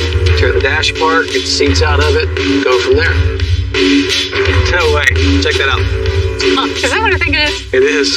That's the center cap. It's a wheel. I don't even know what the purpose of it was. So until we take it all apart and tear into it, we really don't have 100% idea of the truck over time, and try to put some thought into why they did what they did, but it really doesn't matter. What's going on up there? This used to be a silver truck with a sunroof. Oh, big. So now the fun part. Let's get creative. Awesome.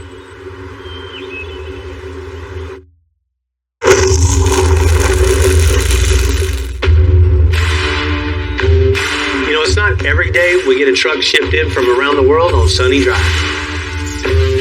Now that we have this 1998 AMG G-Wagon, John and Jen can get ready on building that one-off interior that's worth the trip. Looking at this thing, I got a really cool idea. I think we're going to get rid of these risers. It's just a big ugly box with a door on it. We don't like that, so we're going to throw this away and make new brackets that'll have the seats actually appear to be floating in the car. So what we're going to do to make the seats float is we're going to use some 2x2 square tubing that'll sit on top of the transmission hump and float out across each side, so the seats will sit on top of that. So when you look underneath it, it's just solid open space, and it's going to look really cool. Floating the seats is cool, but I'm thinking we should take it to another level and float the subwoofers too. I'm actually going to take the woofer enclosure and attach it to the seat so it'll move with the seats. Be really good for the truck. Nice tight bass response. Floating subwoofer enclosure is cool, you know, but this alone is kind of boring, so we don't do things like that around here, so we're going to spice this thing up a little bit. I'm just practicing making sawdust. I started when I was 17 years old. My first job was in a stereo shop. Left school early every day and went to stereo shop and went to work, so get a dream, don't give up. Still remember the comment my mother made to me one day. She told me, John, you can't do that. Well, why not? You can't compete with those guys. No, I am those guys. Right, exactly. Exactly what you just said. Okay, here we go. All right, so John is gonna work the resin, and I got our glass pieces already pre-cut.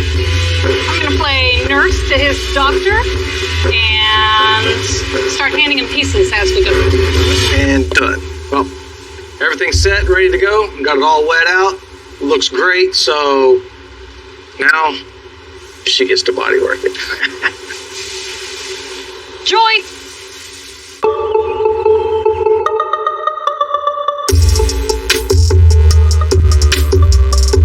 We got a lot of floor to cover in this 98 G-Wagon, and I know I don't want to use carpet. So I got looking on the interwebs, found this really cool place called Clark's. Just looking for a little bit of inspiration around here. Hey there, I'm looking for Christine. Awesome. Hello. Hey Christine, nice to finally meet you. I'm John. Nice to meet you, John. You know, we got this really cool truck that someone sent us from Russia. That's amazing. And we're making a wood floor in this truck, so it ought to be just wild. So yeah? You're the wood expert. I figured I'd come by and check it out and see what you had. All right, well, let's go take a look. All right, let's see what it is. Wow, look at all this. This is awesome. You know, we don't normally get calls for wood for vehicles, but we do have over 100 different species to choose from. That's really cool. We've also got some slabs over here. They're all the rage right now. That walnut is beautiful. I could go broke here. You know, for an interior guy that loves woodwork so much to choose from, I just want to put it all in my pocket and take it home. You ever seen Purple Heart? Oh, that's one of my favorites. Looks like it's got a nice curl to it, too. Yes, it does. Wow. I was kind of thinking maybe we can find something a little bit thinner to be able to work out. You want to check out our veneers?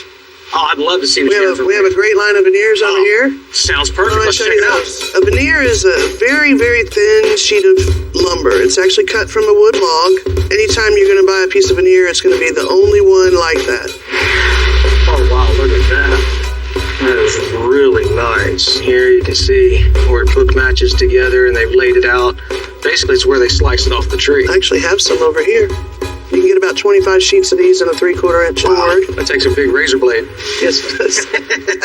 Veneer is a great way to get the most use out of a beautiful piece of wood, especially if it's highly figured. You know, thinking about it, I do believe veneer is the way we need to go. The thickness to be able to fit with everything. We can glue it down to our aluminum substrate and it'll work out perfect. Man, this is really, really nice.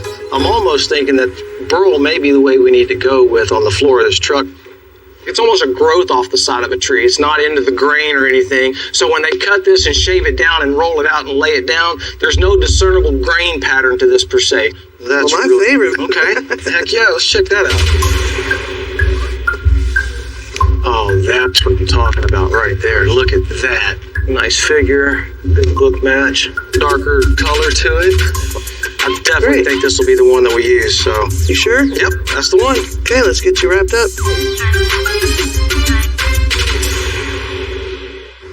Okay, it's all marked out. Just gotta start cutting. You know, there's an old saying, measure twice, cut once. You know, that's especially true when you're quartering a near-perfect 1960s Jeep Willys. You know, Bob's done a great job prepping it, but now is the moment of truth. You know, his first cut's gonna be right down the middle.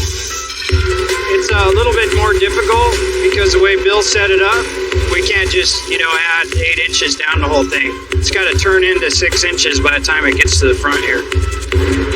So when I started out, I just wanted to work like at a custom car shop. I was always buying magazines, building models, tearing apart bikes. I worked at a machine shop, worked at pretty much anywhere I needed to learn the skill that I needed. One of the tough parts about this job is going to be the roof, because as soon as you cut it,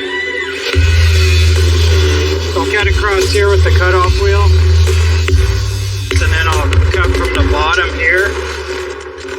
This is the second time I've done a job like this. It isn't something people normally do. It's just so time consuming and involved. But me and Bill got a pretty good handle on it.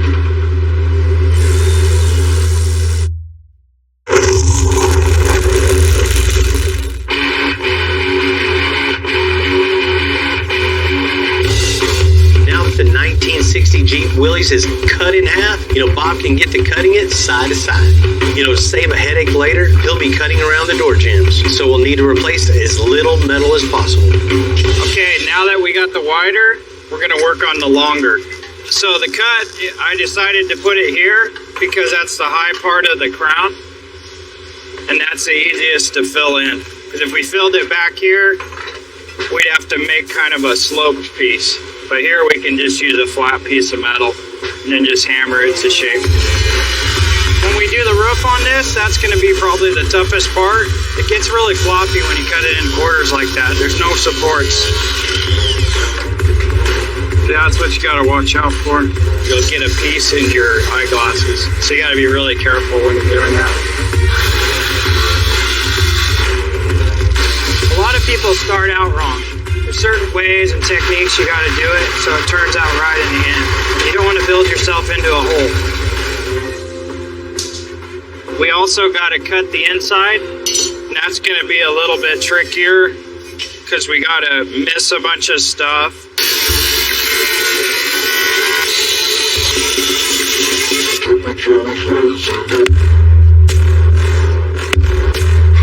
There's an inner piece, and it's like kind of in the way. I don't think it's off that much, so I'm trying to fit it in there. See, there we go. We're gonna have to cut through multiple layers, so I'm gonna have to do that with a really long Sawzall blade.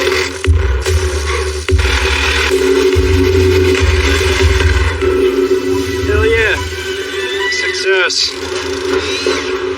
Now I know how to do the other side. When you cut a car into 4 pieces, everything doesn't line up perfect because the car isn't a box. It's got multiple curves, compound curves. It's just a lot of things to figure out. What we did is we cut the back of the cab off, so we had to cut through all this structure and everything. And when we rebuild it, we're gonna have to put all that structure back in. So it's more than just looking cosmetic. We gotta actually engineer it back into it.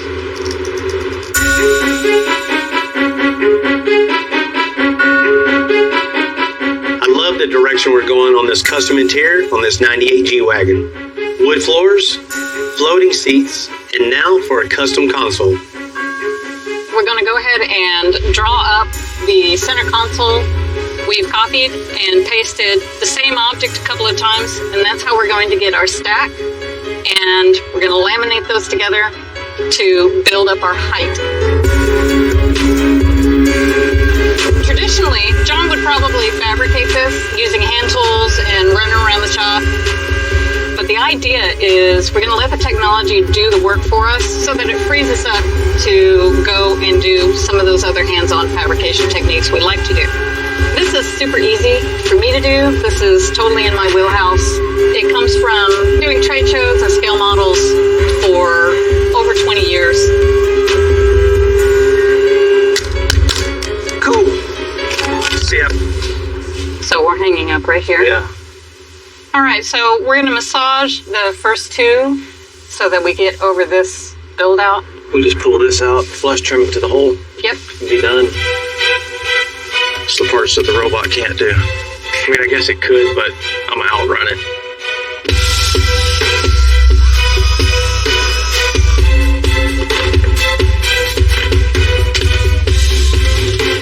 It looks pretty good.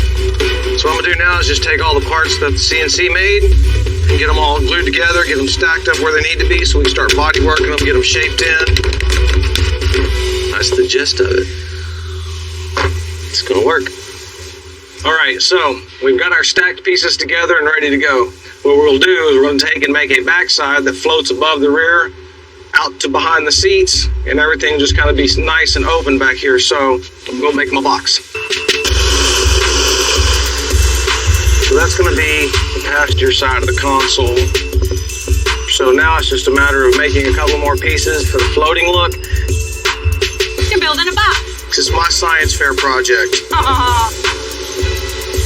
I got this set up on stilts so I get it exactly where I want it. I can make both sides the same. Helps bring everything together nice and square. So it's like Legos. Put them all together and we'll get them stuck in here, start glassing it up, body working. This thing's gonna look real cool.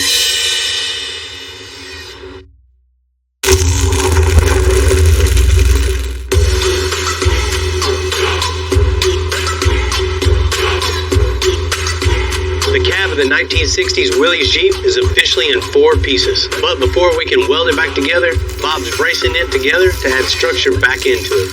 Then we can weld it all back together, make something totally different, something that's never been made before. This is going to space out the back of the cab, and then we're going to tack this to the cab. So what we got here is a 6-inch spacer, so you don't have to hold up a tape measure all the time.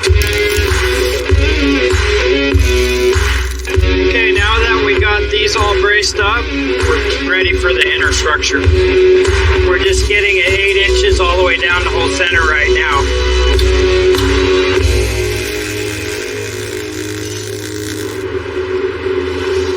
Now what I'll do is I'm going to match this curve to the roof, and it should hold a nice flow.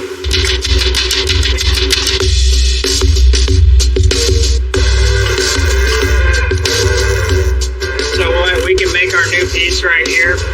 I'm going to do another one of these right here, and that'll hold the rest of the roof in place.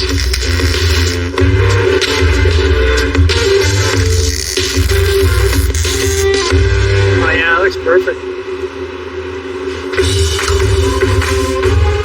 On a build this complicated, everything comes down to what we do as we build it back up. Everything flows off this moment. The strength and rigidity we create now is going to pay off later. That's why a project this size takes months and months. All the little choices now have a huge impact. You know, once this hits the road, it's got to be perfect. And it will be.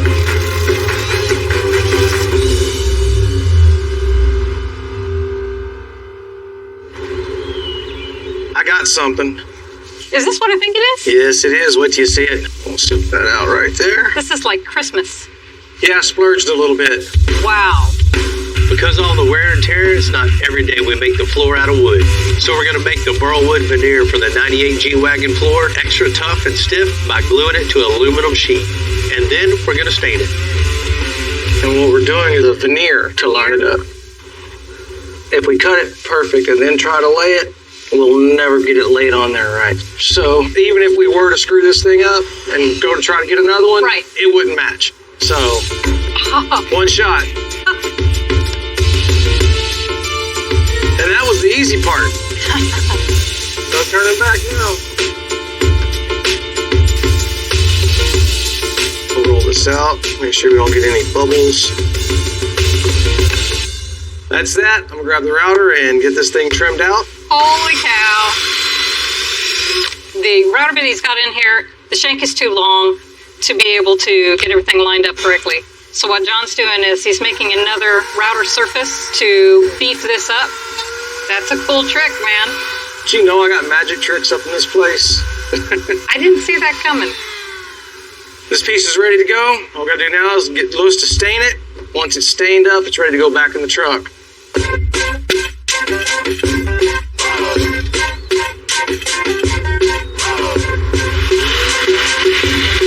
Alright, so John picked out this really nice burl walnut veneer. What we're going to do first is we're going to get it sanded in preparation for stain. And that way when we put the stain, it won't show. This is going to be a really natural color stain just to highlight the natural beauty of that burl walnut. What I really like about this stain is I have more time to work with it, so I can take my time and kind of rub all this in really well and make sure everything is absorbing properly. So whenever I apply stain, I like to just go in a circular motion that kind of ensures that everything's nice and uniform across the substrate. And then what we'll do is we'll take our clean rag and we'll start to wipe this off, and you'll really get a better idea of what this is going to look like once we have our clear coat on it. Since this is flooring, we want to make sure that it's well protected. We're going to have several coats of clear. Fill in all the grain, make sure no dust and dirt becomes an issue down the road. That clear really brought out the grain of the wood. I'm really happy with the way it turned out. Now we just got to get it over to John.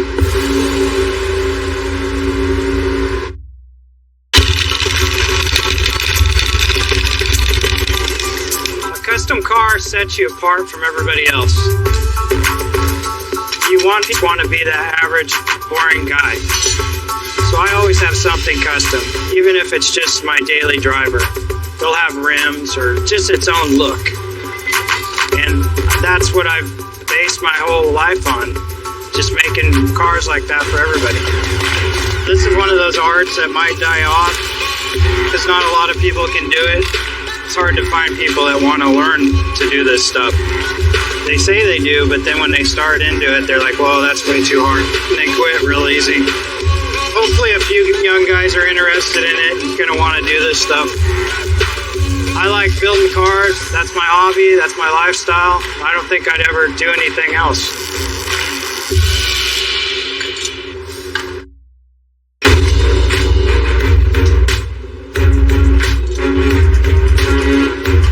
In the custom game, you're never really done looking for improvement until it rolls out the door. You know, we were first thinking of neutral colors for the 98 G-Wagon, but with all the custom details that John's handmade, we're going to go bold with the Lamborghini orange leather. So, we got all my 597.11 pieces for the seats done, ready to go. All I got to do now is sit here, sew them all together, and we'll have it. You know, when you're building custom things, you can build all day long. It comes to a point when you got to know you've got enough, or you need that just one more little thing, and we need that one more little thing. Oh yeah.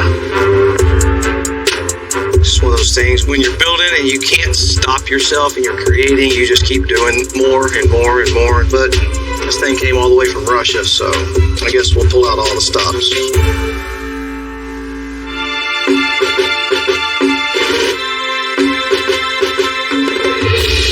It's been a long time coming, but this G-Wagon is finally done. The owner can't be here to pick it up in person, so I'm going to send it to the Port of Houston, where to get shipped all the way back to Russia. Everything looks perfect. I just want to look at it, before it gets in the container, and when you look at it, you just, who's this? Oh, that's Slim. What's up with it, Bill? What's going down, How you doing, man? What's up, John? What y'all working on, right? Me and my bro in the neighborhood. Trying to replace this bag, man. I busted.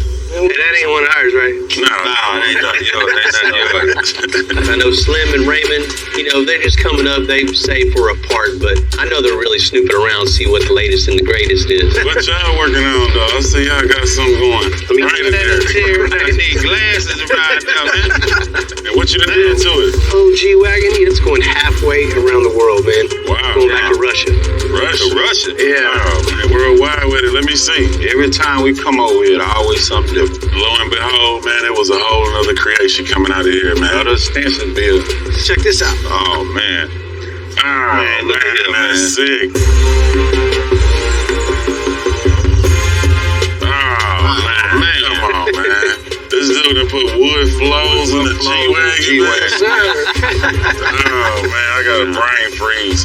Look at that floating seats. Come on, bro. We got rid of the box that the factory seat sat on. Yeah. Okay. And built brackets to hold the seats up in the air so it has that floating look. That way when you look in, it's nothing but wood floors front to back in this thing. So we didn't want anything getting in the way of it. Bro, you gotta do this my Cadillac, man. We gotta do this. That's right. Color looks unbelievable. killer. I mean, anybody walks up to it, that's going to get your attention. And once you have their attention, you're going to keep it with the floating seats, the wood, all the custom accents. You did badass. Great job, man. Great job. Hey, what's up with the peanuts in the dough pounder? Man, we had to have a design and texture, so we carried that pattern from the doors into everything to flow together.